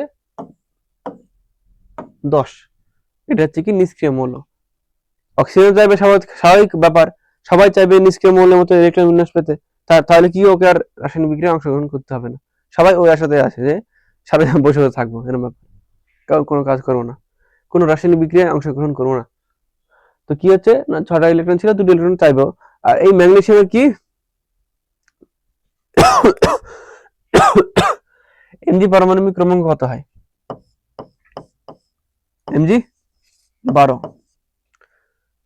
নিয়নের 10, এমজি 12, মানে দুটো ইলেকট্রনের বেশি আছে। এও খুঁজছে যে আমার দুটো ইলেকট্রন নেবে, এরকম কোনো লক্ষ্য হচ্ছে বা নিতে পারবে বা শেয়ার করতে পারবে, এরকম কোনো লক্ষ্য হচ্ছে। সে কি পেল না, রাস্তায় যেতে যেতে অক্সিজেন বেরিয়েছে দুটো ইলেকট্রন নেওয়ার জন্য, রাস্তায় বেরিয়েছে অক্সিজেন দুটো ইলেকট্রন নেওয়ার জন্য, আর ম্যাগনেসিয়াম রাস্তায় বেরিয়েছে দুটো ইলেকট্রন দান করার জন্য। এই রাস্তায় দুজনের দেখা হলো, তারপর কি করলো না, এই দুটো ইলেকট্রনকে দিয়ে দিল, আর ম্যাগনেসিয়াম দুটো ইলেকট্রন অক্সিজেন নিয়ে নিল, দিয়ে একটা যৌগ গঠন করলো নাকি MgO, ম্যাগনেসিয়াম অক্সাইড। এর আগে পড়েছি নাকি ম্যাগনেসিয়াম ফিতাকে যদি আমরা বাতাসে পোড়াই, বাতাসে মানে কি, আর বাতাসে পোড়ানো মানেই বলেছিলাম অক্সিজেনের উপস্থিতিতে। তুমি থেকে বদ্ধ ঘরের মধ্যে পড়াতে পারো, তাই তুমি বদ্ধ ঘরের মধ্যে পড়াও, কিন্তু অক্সিজেন থাকতে হবে সেখানে। অক্সিজেন আছে মানেই বাতাসে পড়াচ্ছি, বাতাসে পড়াচ্ছি মানেই অক্সিজেনের উপস্থিতিতে পড়াচ্ছি। ম্যাগনেসিয়াম ফিতাকে, মানে ম্যাগনেসিয়াম মেটাল দিয়ে তৈরি যে ফিতা, এই ধরো এটা একটা ফিতাই ধরো, সোজা ফিতা, স্ট্রেট ফিতা, এটা যদি পোড়াই বাতাসে উপস্থিতি, তাহলে কি না ম্যাগনেসিয়াম অক্সাইড উৎপন্ন হয়, তাপ লাগে। পরবর্তী রাসায়নিক বিক্রিয়া পরবর্তী চ্যাপ্টারে আছে, যে বিক্রিয়া প্রভাবক, তাপ, আলো, চাপ, দ্রাবক ইত্যাদি আছে ওখানে, তড়িত হয় প্রভাবক। তো সেখানে অ্যাকচুয়ালি ম্যাগনেসিয়াম অক্সাইড কি গঠিত হয় না, তাপ দিয়ে গঠিত হয়, তাপ একটা প্রভাবক। পরবর্তীতে আছে ম্যাগনেসিয়াম অক্সাইড গঠিত হচ্ছে, এটা কি একটা আয়নীয় যৌগ। আচ্ছা, যে ধাতু ইলেকট্রন দান করে ধনাত্মক আয়নে পরিণত হয়, সব ধাতুই সব ধাতুর একটা টেন্ডেন্সি আছে, বলছিলাম যেটা কি না, ইলেকট্রন দান করে ধনাত্মক আয়নে পরিণত হয়, আর অধাতু ইলেকট্রন গ্রহণ করে ঋণাত্মক আয়নে পরিণত হয়। আর ধনাত্মক ও ঋণাত্মক আয়ন আকর্ষণ শক্তিতে আয়নীয় যৌগ তৈরি হয়। আচ্ছা, এটা বলতে আছে নাকি ধনাত্মক, হ্যাঁ, তো ধনাত্মক আর ঋণাত্মক যে আধান আছে, সেটা আমরা জানি যে opposite charge attract each other, মানে অপোজিট চার্জ কি করে, একে অপরকে আকর্ষণ করে, অপোজিট চার্জ একে অপরকে আকর্ষণ করে, আর সেম চার্জ মানে same type of charge repel each other, repulsion মানে কি বিকর্ষণ করে, একেবারে সাথে দূরে সরে যায়। ছেলে মেয়ে, ছেলে ছেলে যেরকম হয়, এখনকার পরিস্থিতি আমাদের বাদ দিতে হবে, একটা ছেলে একটা ছেলেকে ভালো লাগে না, আকর্ষণ করে না, একটা ছেলে মেয়েকে আকর্ষণ করে, ঠিক এরকমই opposite charge attract each other, আর সেম চার্জ একটা রিপেল ইচ আদার। তো কি হচ্ছে নাকি এখানে ধনাত্মক যে আধানটা আসছে বা ধনাত্মক রেডিক্যাল বা ধনাত্মক মৌল ধনাত্মক আধান যাই হোক যে কোনো জিনিস আসুক না কেন, যেটা অ্যাকচুয়ালি ধনাত্মক আসছে, আমাদের মাথায় কি থাকবে না ধনাত্মক কোনো জিনিস আসছে, মৌল আসছে, রেডিক্যাল আসছে বা আয়ন আসছে, ধনাত্মক আর ঋণাত্মক আয়ন কি করছে, ধনাত্মক ঋণাত্মক অপোজিট নিশ্চয়ই, এটা পজিটিভ এটা হচ্ছে নেগেটিভ। ধনাত্মক আকর্ষণ কি হচ্ছে না আয়নের আকর্ষণ হবে ওদের মধ্যে, ওদের আকর্ষণ হবে তো। আর আকর্ষণ মানে কি, বল। আর বল হচ্ছে এক ধরনের শক্তি, বলতে পারি আমরা বলের থেকেই শক্তি জিনিসটা আসছে, পাওয়ার, ফোর্স, এনার্জি, পাওয়ার।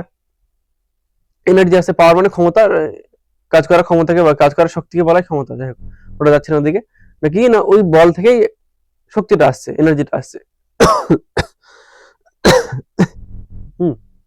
তো ওদের যে আকর্ষণ বল আছে, যে আকর্ষণ বল মানে ওখানে শক্তি আছে, ওই যে শক্তি আসছে না ওই শক্তিটা কি এই ধরনের বন্ধন, যে দুজনে আবদ্ধ অবস্থায় আছে, দুজনে এইভাবে জোড়া লাগা অবস্থায় আছে, এখানে যে শক্তিটা কাজ করছে আকর্ষণ শক্তি হচ্ছে, এটাই হচ্ছে বন্ধন, রাসায়নিক বন্ধন এটা। আর এই শক্তিকে কি এই শক্তির জন্যই অ্যাকচুয়ালি রাসায়নিক বন্ধন গঠিত হয়। বা এখানে কি এখানে দুটো তো ধাতু আর অধাতুর মধ্যে হচ্ছে, এখানে কি আয়নীয় বন্ধন গঠিত হবে। যখন দুটো ধাতুর মধ্যে বন্ধন গঠিত হয় তখন সাধারণত সমাজে হয়, বা দুটো অধাতুর মধ্যে হলে মানে সেম টাইপ অফ জিনিস হলে যখন বন্ধন গঠিত হয় ইলেকট্রন শেয়ারিং এর মাধ্যমে হয় ওখানে বন্ধনটা, আর এখানে কি ইলেকট্রন আদান প্রদানের মাধ্যমে হয়। আমরা এটা খেয়াল রাখবো, যেখানে আদান প্রদানের মাধ্যমে বন্ধন গঠিত হচ্ছে সেটা হচ্ছে আয়নিক বন্ধন, আর যেখানে ইলেকট্রন শেয়ারিং মানে একে অপরকে ইলেকট্রন দানের মাধ্যমে গঠন হচ্ছে সেটা হচ্ছে কি সামাজিক বন্ধন, আসছে সামাজিক বন্ধন, লাস্টে আছে ওটা। এই আকর্ষণ বলকে বলা হয় আয়নিক বন্ধন। আয়নিক বন্ধনের সংজ্ঞা এখানে লেখা আছে কি না, যখন কোনো ধাতু মেটাল আর ইলেকট্রন, যখন কোনো মেটাল ধাতু ইলেকট্রন অধাতুকে দিয়ে দেয়, একদম দিয়ে দিচ্ছে ওই,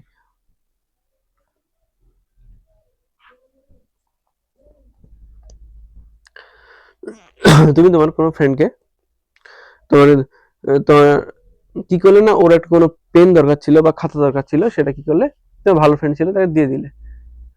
তুমি যখন ওকে দিয়ে দিলে তখন তোমাদের যে ফ্রেন্ডশিপ ছিল সেটা আরো গভীর হয়ে যায়, দেখবে আরো আরো ভালো ফ্রেন্ডশিপ পরিণত হয়। তার ফলে কি হয়, তোমরা দেখা যাচ্ছে প্রত্যেকটা জায়গায় একসাথে যাচ্ছ, সমস্ত সুখে দুঃখে সবসময় একসাথে থাকছো, এরকম হয়, বাস্তব লাইফে হয়। তো এখানে কি হচ্ছে না ওই সেম কেস ঘটছে কি না, কোনো একটা মৌলের ইলেকট্রন দরকার ছিল আর কোন একটা মৌলের ইলেকট্রন বেশি ছিল, আধিক্য ছিল তার কাছে, সেই ইলেকট্রন যার দরকার ছিল তাকে দিয়ে দিল, দিয়ে ওদের মধ্যে একটা সামঝোতা হলো, যে যুক্তি হলো, তার ফলে কি না যুক্তির ফলে একটা বন্ধন গঠিত হচ্ছে, তারপরে ওরা একসাথে থাকছে, একটা নতুন যৌগের আবির্ভাব ঘটছে ওখানে, মানে নতুন একটা পদার্থ তৈরি হচ্ছে ওখানে, নতুন ধর্ম বিশিষ্ট, মানে ওদের ধর্ম থেকে আলাদা, সেটাই কি হচ্ছে না রাসায়নিক বন্ধনের মানে গঠিত হচ্ছে কি না, তার ইলেকট্রন দিয়ে দেয় এবং দুই বা ভিন্ন চার্জযুক্ত আয়ন তৈরি হয়, তখন তাদের আকর্ষণ বলের ফলে যে বন্ধন গঠন হয় তাকে বলা হয় আয়নিক বন্ধন। অর্থাৎ ইলেকট্রন আদান প্রদানের মাধ্যমে যে গঠন তৈরি হয়, যে বন্ধন গঠিত হয় সেটাকে বলা হয় আয়নিক বন্ধন। আর আয়নিক বন্ধনের একটা বৈশিষ্ট্য খুব ভালো আছে না, উচ্চ গলনাঙ্ক স্ফুটনাঙ্ক বিশিষ্ট, মানে এদের মধ্যে যে বন্ধন তৈরি হবে, আয়নিক যৌগের মধ্যে যে বন্ধন গঠন হবে সেটা কি না দৃঢ় বন্ধন গঠিত হবে, দৃঢ় বন্ধন।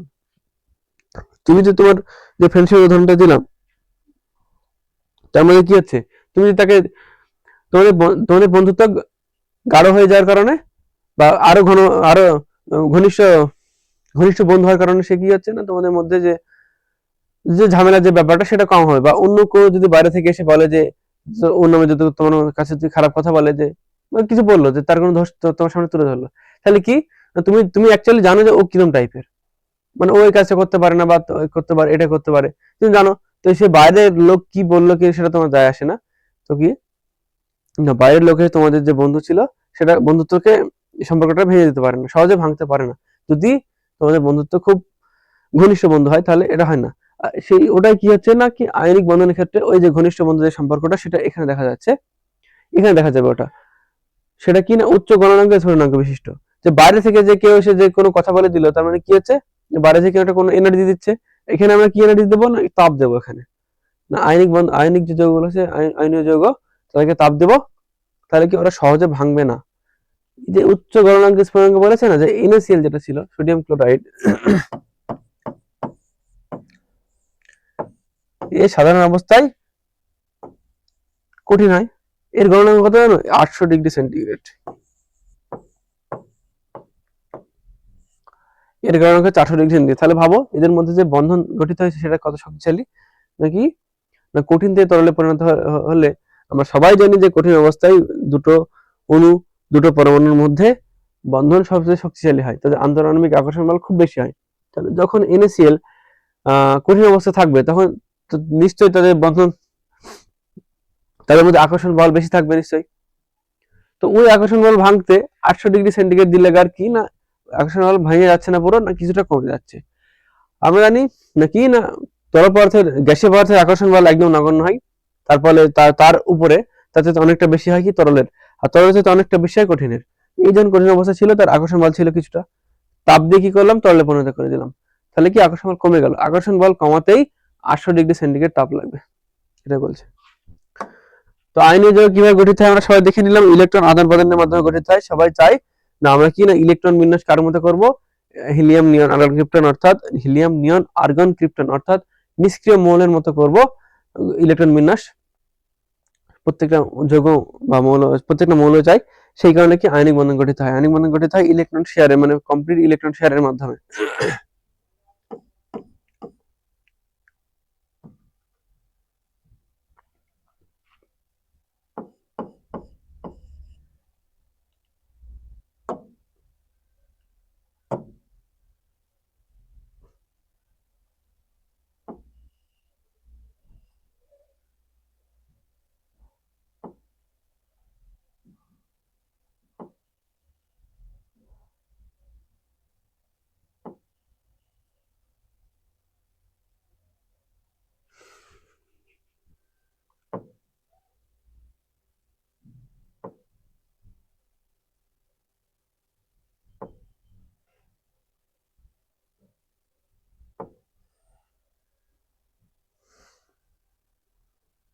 ওকে, এটা হচ্ছে সোডিয়াম পরমাণু, এটা হচ্ছে ক্লোরিন পরমাণু।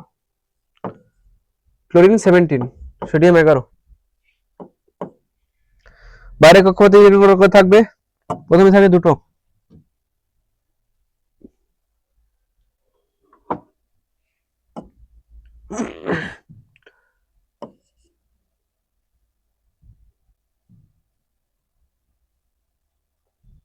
প্রথমে থাকবে দুটো ইলেকট্রন,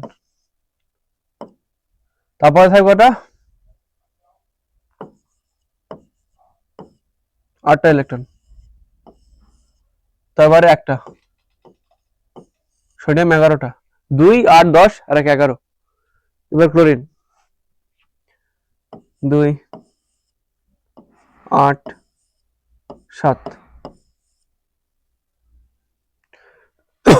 17, 8 10 আর 7 17। এই সোডিয়াম কি করবে, একটা ইলেকট্রন ক্লোরিনকে দিয়ে দেবে, আর সেম ভাবে ক্লোরিন একটা ইলেকট্রন গ্রহণ করে নেবে, একটা ইলেকট্রন দিয়ে দিচ্ছে।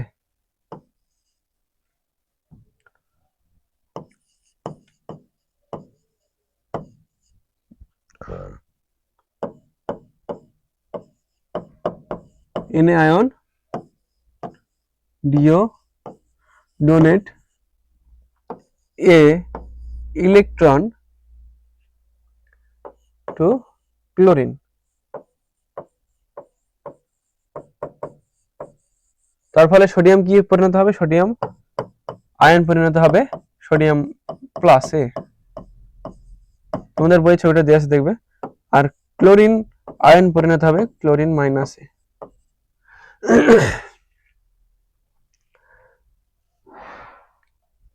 আচ্ছা এখানে লিখছি সোডিয়াম প্লাস ক্লোরিন মাইনাস, সে কি এসে পরিণত হলো না NaCl এ।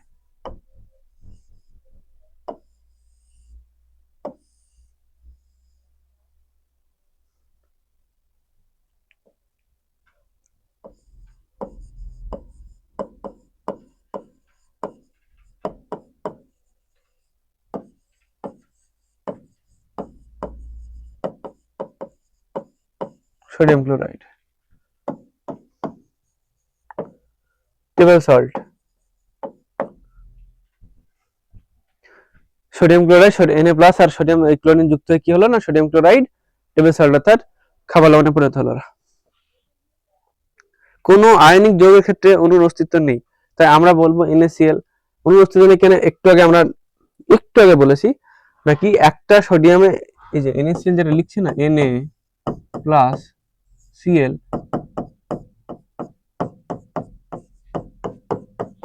NaCl এটা লিখছি, এখানে একটা সোডিয়াম নেই, এখানে অনেকগুলো সোডিয়াম নিয়ে একটা সোডিয়াম প্লাস রাডিক্যাল তৈরি করেছে, মূলক তৈরি করেছে।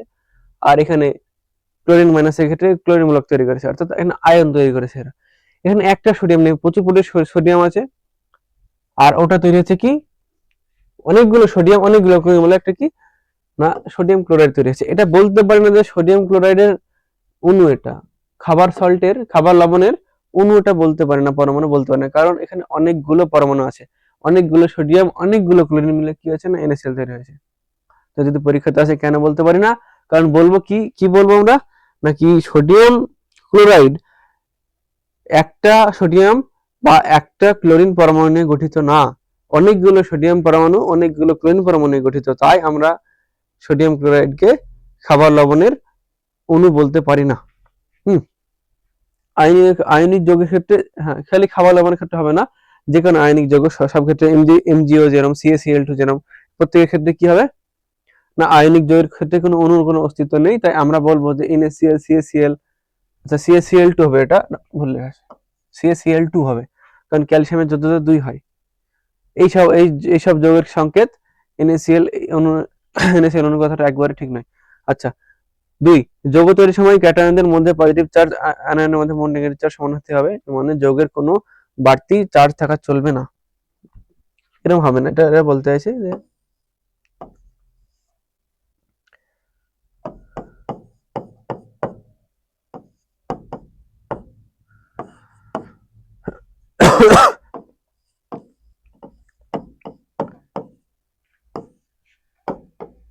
এরকম কিছু হবে না।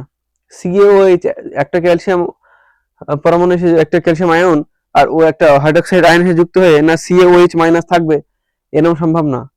কি হবে না দুটো যেহেতু বা এখানে CaOH প্লাস, সরি এটা মাইনাস না এটা প্লাস ধরো, কারণ একটা OH একটা দান করেনি, না কি না ক্যালসিয়াম একটা ইলেকট্রন দান করে দিয়েছে OH কে, আর একটা ইলেকট্রন বাকি আছে, মানে দান করতে পারে, মানে কি একটা ক্যালসিয়াম প্লাস এসছে ক্যালসিয়ামের উপরে। তাই এটা যে এরকম চার্জ যুক্ত কোনো যৌগ থাকে না। কি হবে না দুটো ওই যেখানে আসবে এসে কি এই দুটো যে এর যে দুটো বাড়তি ইলেকট্রন ছিল সে নিয়ে নেবে, দিয়ে নিস্তড়িত একটা পরমাণু তৈরি করবে, নিস্তড়িত একটা যৌগ তৈরি করবে, সেখানে কোনো চার্জ থাকবে না সর্বদা। এরকম লিখলে কিন্তু ভুল হয়ে যাবে, তাই এটা কি লিখতে হবে না CaOH হোল্টস,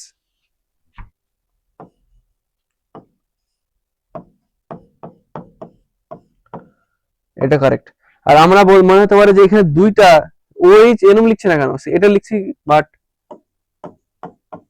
এটা কেন লিখছে না, এখানে দেখো ওই যে হাইড্রোক্সাইড যে আয়নটা ওটা একা না, বা একটা পরমাণু বা একটা মৌল দিয়ে গঠিত না, ওখানে হাইড্রোজেন আছে প্লাস অক্সিজেন দুটো আছে, এখানে অক্সিজেন হাইড্রোজেন দুটো অণু দ্বারা গঠিত বা দুটো পরমাণু দ্বারা গঠিত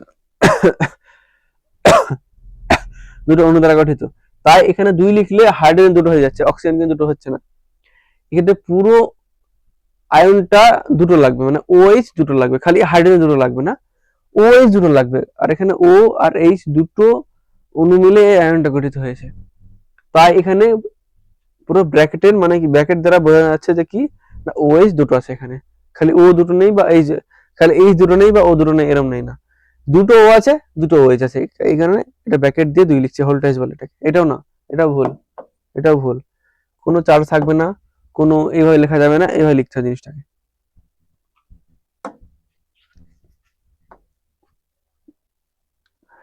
আচ্ছা ক্যাটায়ন অ্যানায়ন তোদের বইয়ের ছবিটা দেখো, কি না NaCl প্রত্যেক Na একটি ইলেকট্রন ত্যাগ করছে, আর একটি ইলেকট্রন Na প্লাস আর Cl এর জন্য একটা একটা আয়ন, মোট চার্জ শূন্য, কারণ একটা Na উপরে হচ্ছে প্লাস আর Cl মাইনাস, প্লাস মাইনাস করলে সবাই জানি এক প্লাস 1 মাইনাস 1 করলে কি হয় 0 হয়ে যায়, তাই ওদের উপরে যে চার্জটা ছিল সেটা 0 হয়ে গেল, Na প্লাস ছিল Cl মাইনাস ছিল, প্লাস মাইনাসে কি 0 হয়ে গেল, সেটাই বলছে না, একটা ইলেকট্রন ছেড়েছিল ইলেকট্রন একটা ছাড়ার ফলে এন এর উপরে এন এর মাথার উপরে একটা প্লাস আসবে, আর সিএল গ্রহণ করার কারণে একটা ইলেকট্রন গ্রহণ করার কারণে সিএল এর মাথায় একটা মাইনাস আসবে।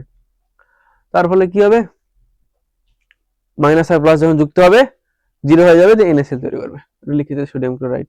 তারপরে কি আছে, KF আছে, পটাশিয়াম ফ্লোরাইড আছে, K আর F মাইনাস। F এর হয় 9, F এর ইলেকট্রন বিন্যাস করা হয়, F এর পরমাণু ক্রমাঙ্ক হচ্ছে 9, ওর একটা ইলেকট্রন লাগবে দিয়ে নিয়নে পরিণত হবে, তাই একটা ইলেকট্রন নেবে, তাই ও মাইনাসে পরিণত হবে। K প্লাস ইলেকট্রন গঠিত হচ্ছে। আর সংকেতগুলো এভাবে লেখা হয়, ধরো N এর একটা প্লাস আছে, N মাথায় একটা প্লাস আছে আর Cl এর মাথায় একটা মাইনাস আছে, এটা কি কারণে ক্রিস ক্রস হবে এখানে, Na প্লাস Cl মাইনাস এরকম হবে। এর চার্জ আসবে এর নিচে, আর সোডিয়ামের চার্জ আসবে ক্লোরিনের নিচে। ক্লোরিনের নিচে মানে কি, এই ধরো যদি একটা চার্জ থাকে, এই ক্লোরিনের মাঝে একটা মাইনাস থাকে, তার মানে কি না এন এ জায়গায় লিখবো কি Na অন, আর সোডিয়ামের মাথায় একটা চার্জ আছে যেহেতু, আর Cl অন। এই অন লেখা কোনো দরকার নেই, কারণ আমরা বুঝতে পারি, কি বুঝতে পারছি না, একটা Na আছে, একটা Na নেই, অনেকগুলো Na সংখ্যক একটা মূলক আছে এখানে, এটা বলছি। একটা Na আছে এখানে আর একটা Cl আছে এখানে, তাই এক লেখার দরকার নেই। ওখানে কি লেখা হয়, Na অন Cl অন না লিখে কি করা হয়, NaCl লেখা হয় জাস্ট।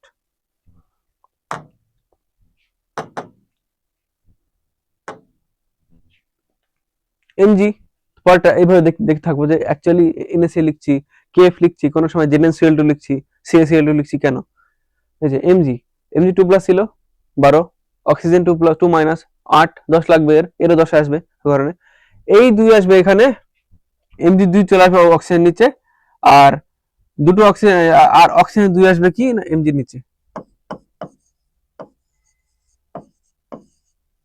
Mg2O2, দুটো Mg আছে, দুটো অক্সিজেন আছে, এটাকে আমরা এরভাবে লিখতে পারেন, এটা যে অনুপাতে ভাগ করো তোমরা, অনুপাতে রেশিও করো, নাকি দুটো, একটা এখানে যদি রেশিও করি তাহলে একটা ম্যাগনেসিয়ামের জন্য কটা অক্সিজেন লাগছে, একটা লাগছে, লাগছে তো একটা ম্যাগনেসিয়ামের জন্য একটা অক্সিজেন লাগছে, তাহলে এই কারণে এটাকে এরভাবে লেখা হয় না, Mg2O2 লেখা হয় না, কারণ একটা ম্যাগনেসিয়ামের জন্য একটা অক্সিজেন, দুটো ম্যাগনেসিয়ামের জন্য দুটো অক্সিজেন, বা একটা অক্সিজেনের জন্য একটা ম্যাগনেসিয়াম, দুটো অক্সিজেনের জন্য দুটো ম্যাগনেসিয়াম, তাই দুই না লিখে কি করা হয় না, MgO লেখা হয়, মানে একটা ম্যাগনেসিয়ামের জন্য একটা অক্সিজেন।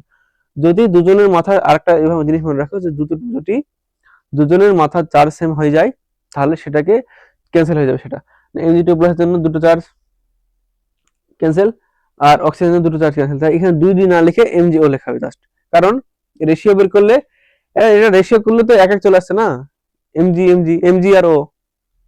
তারপরে জিঙ্ক, এটা ক্ষেত্রে সেম হবে, যে জিঙ্ক সালফাইড, এটা আচ্ছা এখানে নাম লেখা আছে জিঙ্ক সালফাইড, যোগের সংকেত ওরা লিখে নি, এটা KF plus 1 minus 1,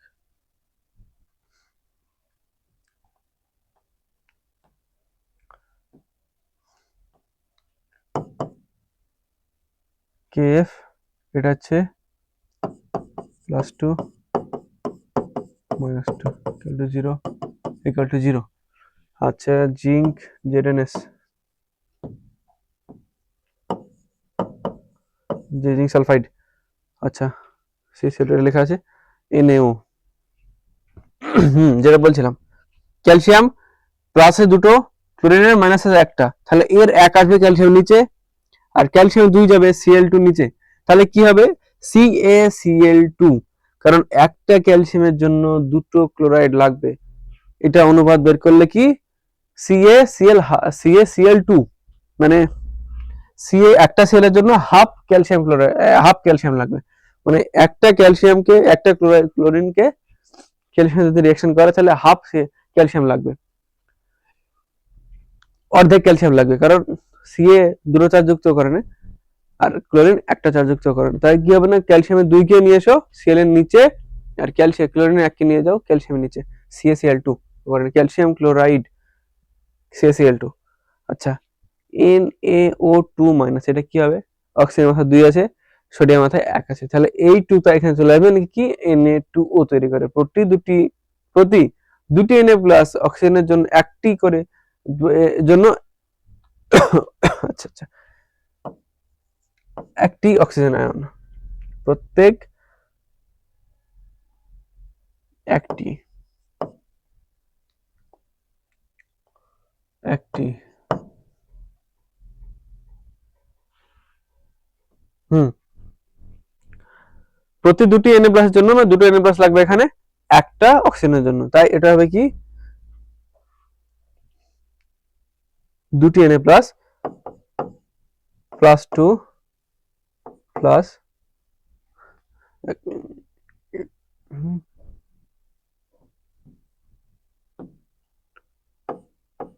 plus 1 into 2 plus -2 equal to 0।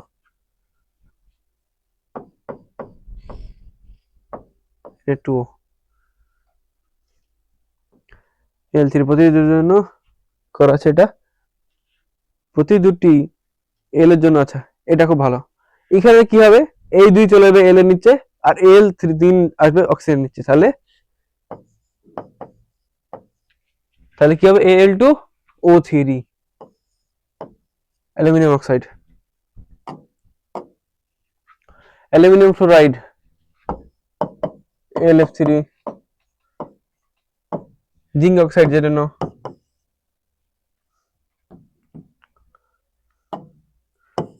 জিঙ্কের যোজ্যতা হচ্ছে 2, অক্সিজেনের যোজ্যতা 2 -2 আর +2, আর ফ্লোরিনের যোজ্যতা হচ্ছে 1 আর অ্যালুমিনিয়ামের যোজ্যতা 3। এটাকে দেখলাম আগে স্লাইডে 3+ হচ্ছে কারণে। তারপরে পটাশিয়াম ক্লোরাইড KCl, তারপরে কি ক্যালসিয়াম অক্সাইড CaO, তারপর কি আছে সোডিয়াম সালফাইড সংকেত লেখা। আচ্ছা সালফারের যোজ্যতা -2 হয় S2- হয় এরকম S2-, তাই Na2S হবে। ওকে কি আছে। আচ্ছা আরেকটা জিনিস আছে আমার দেখে নেবো যে যোগে যারা তৈরি হচ্ছে অনেক সময় দেখবে কিউপ্রিক অক্সাইড বলছে বা কিউপ্রাস অক্সাইড বলছে, ফেরাস বলছে, ফেরিক বলছে, কেন? যখন চার্জ বেশি থাকবে তার উপরে, যখন চার্জ মানে নর্মাল, হ্যাঁ যোজ্যতা এরকম হয়, অনেক কিছু কিছু মৌল আছে যোজ্যতা হয় 1+ হয়, 2+ হয়, 3+ এর যোজ্যতা থাকে। তাই যখন কোনো মৌলের যে যোজ্যতা যখন কম থাকবে অর্থাৎ কম থাকবে, যে আয়নগুলো পজিটিভ আয়নগুলো, বিশেষ করে পজিটিভ গুলোর ক্ষেত্রে বলছি, কি যখন কম থাকবে ওদের উপর, যেমন ফেরাস ধরি, ফেরাস 2+ ধরো, ওটা ফেরাস বলা হয়। যখনই ওটা ফেরিক হয়ে যাবে মানে Fe3+, এটা বলে ফেরিক। ফেরাস ও ফেরিক অক্সাইড একটা অক্সাইড হয়।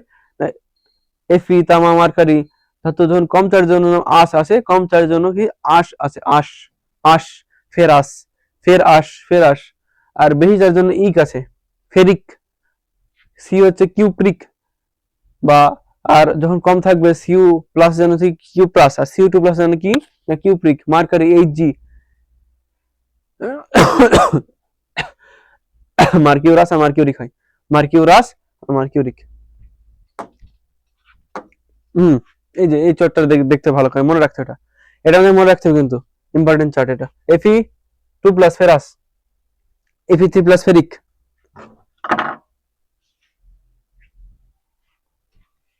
এই যে Fe2+ ferrous, Fe3+ ferric, Cu, আচ্ছা এটা কপার নাম, ওটা Cu+ হচ্ছে কিউ প্লাস বললাম এক্ষুনি, আর Cu2 হচ্ছে কিউপ্রিক, Hg2+ হচ্ছে মার্কিউরাস, আর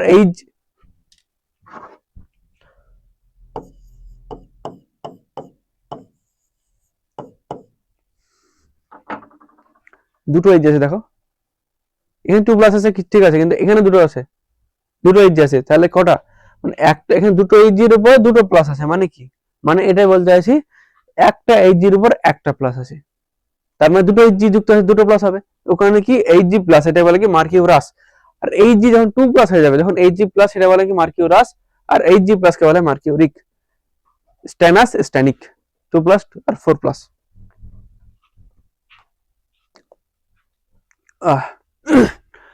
যৌগের নাম ক্যাটায়ন।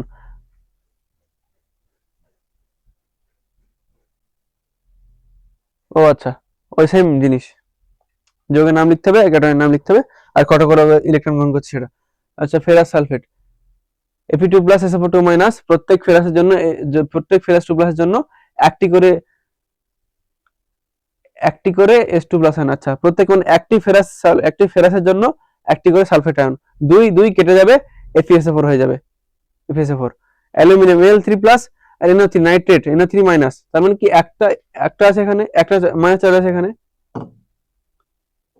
একটা মাইনাস, এখানে তিনটে প্লাস আছে, তাহলে কি, তাহলে আসবে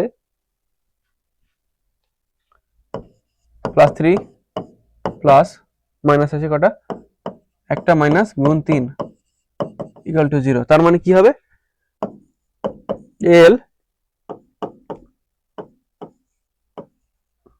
NO3 হোল থ্রাইস, এটা থ্রাইস 3 হবে এখানে।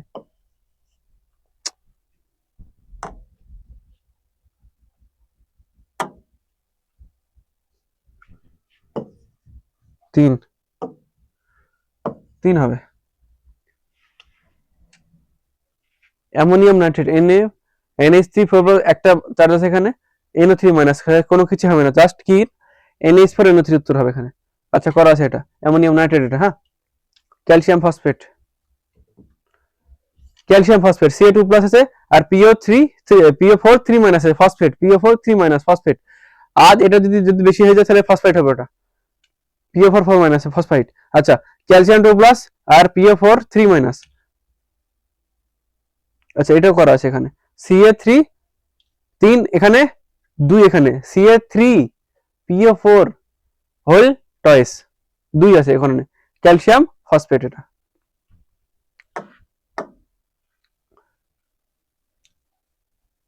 মনে রেখো, কি মনে রাখতে বলেছে না, সারণীতে প্রত্যেক Ca2 প্লাসের জন্য দুটি Cl জাতীয় কথা হলো আনুপাতিক হিসাবের কথা। এরা সকলেই আয়নীয় যৌগ, অণু দিয়ে তৈরি নয়। একটা ক্যালসিয়াম খালি একটা CaCl2 তে খালি একটা ক্যালসিয়াম, দুটো ক্লোরিন নেই, ওখানে অনেকগুলো ক্যালসিয়াম আছে, আর Cl2 জায়গায় অনেকগুলো ক্লোরিন আছে, তাই ওরা CaCl2 ক্যালসিয়াম ক্লোরাইডের অণু আমরা বলতে পারি না। তাই এটা হচ্ছে জাস্ট আনুপাতিক হিসাব দিয়ে একটা হিসাব, জাস্ট আমাদেরকে এক্সপ্রেস করার জন্য লেখা হয় যে এর মধ্যে ক্যালসিয়াম আছে একটা, যদি অনুপাত বের করি একটা ক্যালসিয়ামের জন্য দুটো Cl দরকার, এটা হচ্ছে অনুপাত। এটা দ্বারা আমরা বের করছি জিনিসটাকে। এটা যদি কোনো যৌগ হয়, যদি ক্যালসিয়াম ক্লোরাইডের কোনো একটা রড তৈরি করি, তাহলে তা কি দেখা যাবে, যদি তৈরি করি তাহলে একটা ক্যালসিয়ামের জন্য দুটো Cl লাগছে, এটা বলতে পারি এখানে। এটা বলতে পারি না যে এটার অণু CaCl2 দ্বারা গঠিত, কারণ একটা CaCl2 করার জন্য একটা Cl, একটা ক্যালসিয়াম বা একটা Cl পরমাণু, এখানে অনেকগুলো Cl পরমাণু আছে আর অনেকগুলো ক্যালসিয়াম পরমাণু আছে, তাই অনুপাতিক হিসাবে বলা হচ্ছে CaCl2 অণু কথাটা হচ্ছে একেবারে ঠিক নয়। সমযোজী যৌগ ইলেকট্রন আদান প্রদানের মাধ্যমে ঘটে না। কি করলে তুমি কোনদিন টিউশন পড়তে গেছো, দেখলে তোমার হয় না যে টিউশনে পয়েন্ট করতে বলে যে নীল কালি দিয়ে লেখো, বা নীল আর কালো দিয়ে লিখতে বলে। আর এবার যদি তুমি পয়েন্ট করো, কোন একটা পয়েন্ট লিখছো, এটা যেমন দেখো না কি সমযোজী যৌগ লেখা আছে, কি হলুদ কালিতে লেখা আছে এটা, আর উত্তরটা কিসে লেখা আছে না সাদা কালিতে লেখা আছে।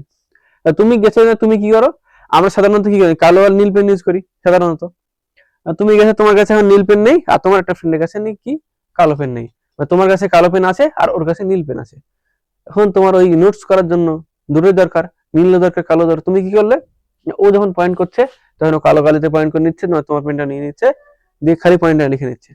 আর তুমি কি সেই সময় কি হচ্ছে না, ও নীল কালি যে কলমটা ছিল, পেনটা ছিল, সেটা নিয়ে কি করছো না, তুমি পয়েন্টটা করে নিচ্ছ, তারপরে নিজে নিজে কালিতে লিখছো। না কি হচ্ছে না, তুমি এই সময় কি করলে না, তোমার পেনটা ওকে কিছুক্ষণের জন্য দিলে, আর তুমি ওর পেনটা কিছুক্ষণের জন্য নিলে। এই যে তোমাদের মধ্যে যে আদান প্রদান যেটা হলো নাকি, তুমি ওকে কিছুদিন একটা জিনিস দিলে, পেন দিলে, আর তো তার বিনিময়ে তার সেই আর কি করলো, সেই একই সময় কি করলো, ওর পেনটা তোমাকে দিল। মানে একেবারে দিয়ে দিচ্ছ নাকি, না কিছুক্ষণের জন্য দিচ্ছ তোমরা, জাস্ট মানে সমঝোতা করছো নিজেদের মধ্যে যে তুই আমাকে এই পেনটা দিয়ে তুই পয়েন্টটা করবি, আর তোর পেনটা দিয়ে আমি পয়েন্টটা করে নেবো। এই ক্ষেত্রে যে বন্ধন, যে কথাবার্তা হচ্ছে, এই যে কথাবার্তা হচ্ছে না, এটা কিন্তু পার্মানেন্ট না। তুমি কি তারপরে কি করো, তুমি কি ওকে পেনটা একদম দিয়ে দিচ্ছ না, দিয়ে দিচ্ছ না, যখন টিউশন হয়ে যাচ্ছে, তুমি ওর পেন ও নিয়ে চলে যাচ্ছে, তোমার পেন তুমি নিয়ে চলে আসছো, মানে এখানে পার্মানেন্ট আদান প্রদান হচ্ছে না। ঠিক অনুপরমাণুর মধ্যে সেই সেম ঘটনা ঘটে নাকি, ওরা ইলেকট্রন একদম দিয়ে দেয় না, না কি করে, এরাও চাই কি করতে সময় নিষ্ক্রিয় মৌলের মতো ইলেকট্রন বিন্যাসক আমাদের, ওরা চাই না কি না দুটো এরকম সেম টাইপের পরমাণু, যার ইলেকট্রন আছে কিন্তু দেওয়ার সামর্থ্য নেই, বা পুরোপুরি দিতে পারছে না, পুরোপুরি গ্রহণ করতে পারছে না, পুরোপুরি দিতে পারছে না, ত্যাগ করতে পারছে না। তারা কি করবে, দুটো ইলেকট্রনকে সমানভাবে ইউজ করবে, ওই যে পয়েন্ট করার মতো, নীল কালি দিয়ে পয়েন্ট করা, কালো কালি দিয়ে পয়েন্ট করার মতো একে অপরকে দিয়ে ইউজ করবে। দুটো ইলেকট্রন কি করবে, ওইভাবে ইউজ করবে, মানে ওর কাছে একটা ইলেকট্রন ধরা আছে আর এর কাছে একটা ইলেকট্রন আছে, দুটো ইলেকট্রন মানে সুবিধার্থে ইউজ করবে সমানভাবে। এর ফলে যে বন্ধন গঠিত হবে সেটাকে বলবে কি না সমযোজী বন্ধন। যে যৌগ দুটি দুই বা ততোধিক পরমাণু ইলেকট্রন ভাগাভাগি করে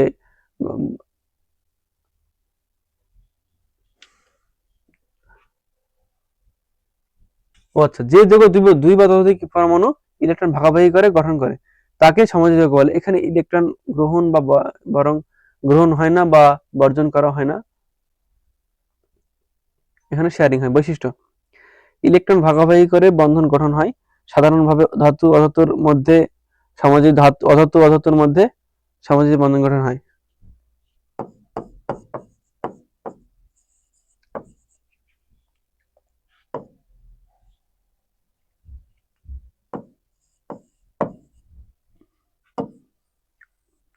CO2 কে আমি পরবর্তী স্লাইডে ব্যাখ্যা করছি। CO2 কে এখানে দুটো হাইড্রোজেন নিজের মধ্যে গঠিত হয়েছে। হাইড্রোজেন ধাতু বলা যায় না, ওটা গ্যাস বলতে পারি জাস্ট। আর Cl2 যে গ্যাসটা সেটা দুটো সেল মিলে, এটা হচ্ছে অধাতু। এর মধ্যে দুটো Cl ইলেকট্রন আদান প্রদানের মধ্যে গঠিত হয়েছে। কারণ আমরা যা দেখলাম যে এর বাইরে কক্ষে 7টা ইলেকট্রন ছিল, ওর 7টা ইলেকট্রন ছিল না, কি করলো ওই 7টা ইলেকট্রন দুজন একেবারে ভাগাভাগি করে একদম লাস্টের কক্ষে একটা ইলেকট্রন আমরা কি করলো না বন্টন করলো নিজের মধ্যে, দিয়ে Cl2 গঠিত করলো ভাগাভাগি করে। হাইড্রোজেন যেরকম, হাইড্রোজেন দেখো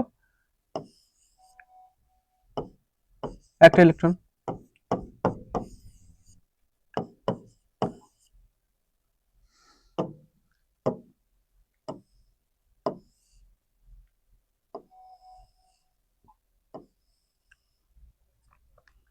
এরা দুটো ইলেকট্রনকে সমানভাবে ইউজ করছে, দিয়ে কি না H2 পরমাণু গঠন করছে, সমযোজী বন্ধন গঠন করছে।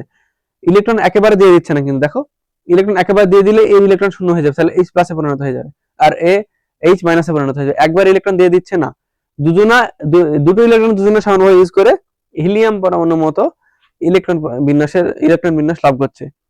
তার ফলে যে বন্ধনের মধ্যে গঠিত সেটা সমযোজী বন্ধন, এবং এরা হাইড্রোজেন গ্যাস গঠিত হচ্ছে। সাধারণত গলনাঙ্ক স্ফুটনাঙ্ক কম হয়, কারণ বললাম তো যে তোমাদের মধ্যে সেই সম্পর্কটা কিনা হয়, যদি ও প্যাটার্ন নিয়ে চলে গেল বাড়ি, তুমি তোমার প্যাটার্নে বাড়ি চলে গেলে, অত গভীর বন্ধুত্ব হবে না এখানে, বা অত গভীর সম্পর্ক তৈরি হবে না। তাই এই ক্ষেত্রে এ যখনই চাইবে ইলেকট্রন নিয়ে চলে যেতে পারে, এই যে একটা ইলেকট্রন নিয়ে চলে গেল, এর মধ্যে চলে গেল, অত শক্তিশালী বন্ধন এখানে গঠিত হয় না, এই যে গলনাঙ্ক স্ফুটনাঙ্ক কম হয়। অনেক সময় তরল গ্যাস বা তরল অনেক সময় গ্যাস বা তরল অবস্থা থাকে, হাইড্রোজেন তো গ্যাস অবস্থায় থাকে। মানে ভাবো তো দুটো হাইড্রোজেন গ্যাস অবস্থায় আছে, মানে এদের মধ্যে আকর্ষণ বল কতটা কম, বিশালই কম, আকর্ষণ বল নেই বললেই চলে। তাই এরা গ্যাস অবস্থা থাকবে, তরল অবস্থা থাকবে, এরা কিন্তু কঠিন অবস্থায় থাকবে না। সমাজে যৌগ সাধারণত কঠিন হয় না, সাধারণত গ্যাস বা তরলই হয়। বিদ্যুৎ পরিবাহিতা নেই, কারণ আয়ন থাকে না, অণু আকারে থাকে। আচ্ছা, মলিকিউলার কম্পাউন্ড হিসেবে থাকে।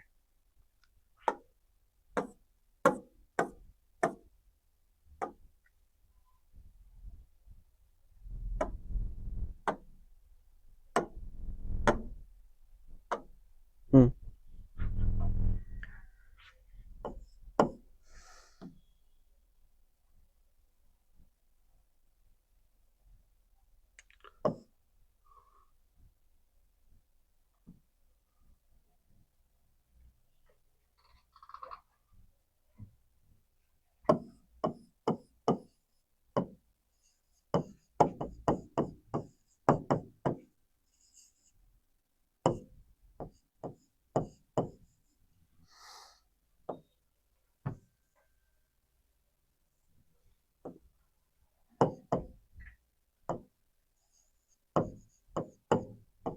হুম Na plus Cl minus, Na plus Cl minus যদি ভেঙে দিই আমরা, তাহলে 800 ডিগ্রি সেন্টিগ্রেড লাগবে অবশ্যই তাপেক্ষার তাপমাত্রা। NaCl যদি ভেঙে দিই তাহলে দেখবে Na প্লাস আর Cl মাইনাস তৈরি হচ্ছে। তো NaCl যখন তরল অবস্থা থাকে তখন তড়িৎ পরিবহন করে, তার মানে বলতে পারছি এখানে কি না আয়ন তৈরি হচ্ছে, যারা তড়িৎ পরিবহনের জন্য দায়ী। তড়িৎ পরিবহনের জন্য কি লাগবে, আমাদের আয়ন লাগে, ইলেকট্রন প্রোটন যে কোনো কিছু হলে আয়ন লাগবে যাচ্ছে আমাদের, যারা এক জায়গা থেকে আরেক জায়গাতে মুভ করতে পারে, তারা ওই এনার্জিটাকে শক্তিটাকে নিয়ে যায়।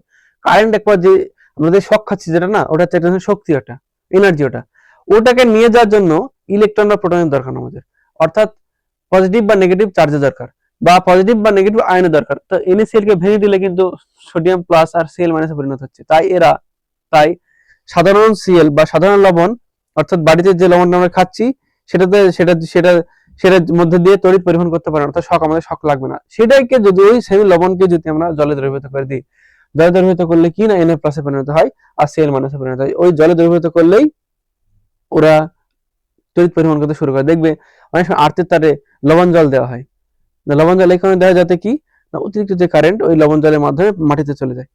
তাই হোক, তো NaCl এর জলীয় দ্রবণ তড়িৎ পরিবহন করতে পারে কারণ এটা আয়নীয় যৌগ। তাই আয়নীয় যৌগ তড়িৎ পরিবহন করতে পারে কখন না জলীয় দ্রবণে, যখন আয়ন অবস্থা থাকে। কিন্তু সমযোজী যৌগ এভাবে জলে দ্রবীভূত হয় না, ওইভাবে আয়নে ভেঙে যায় না, কারণ ওরা তো আয়ন দিয়ে তৈরি না, ওরা তো আয়ন এই ছোট ছোট মৌল ইলেকট্রন শেয়ারের মাধ্যমে তৈরি হচ্ছে। তাই ও ক্ষেত্রে কি হচ্ছে না, ওরা এভাবে আয়ন ভেঙে যাচ্ছে না, তাই সমযোজী যৌগ সাধারণত তড়িৎ পরিবহন করে না। আর যে CO2 যেটা বলছিলাম, কার্বন ডাই অক্সাইড, এটা দেখো দুটো আলাদা আলাদা অণু দ্বারা গঠিত।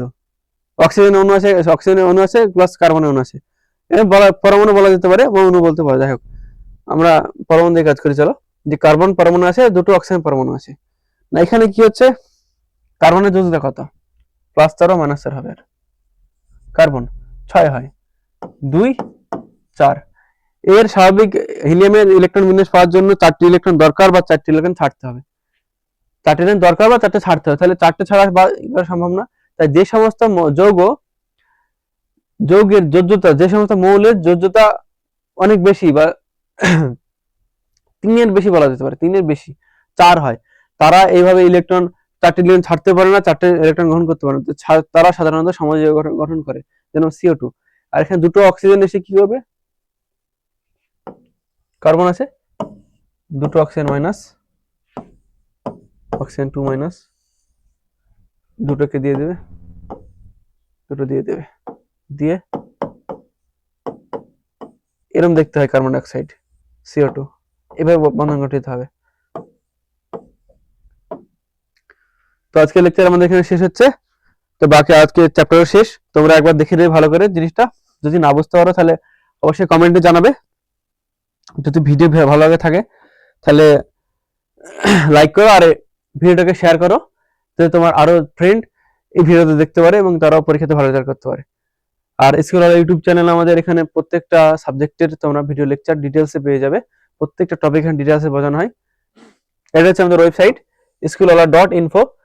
এখানে গিয়ে তোমরা ভিডিও লেকচারের নোটস, এই যে MCQ যে নোটস হয়, তোমাদের পরীক্ষাতে কি কোশ্চেন আসতে পারে সেখানে পেয়ে যাবে, প্লাস প্র্যাকটিস শিটও আমাদের এখানে আপলোড করা হয়। প্লাস এই যে পিপিটি যেটা আমরা এডিট করলাম, যে লিখলাম যেটা, এই নোটসটা তুমি এই ওয়েবসাইটে গিয়ে ডাউনলোড করে নিতে পারো। আর এটা আমাদের ইউটিউব চ্যানেলকে অবশ্যই সাবস্ক্রাইব করো তোমরা। এবং যদি কোনো কিছু আজকে লেকচারে যদি না বুঝতে পারো তাহলে কমেন্টে জানাও, আমি পরের লেকচারে সেটা এক্সপ্লেন করে দেবো বা পরবর্তীতে সেটা এক্সপ্লেন করে দেবো। ওকে, থ্যাংক ইউ।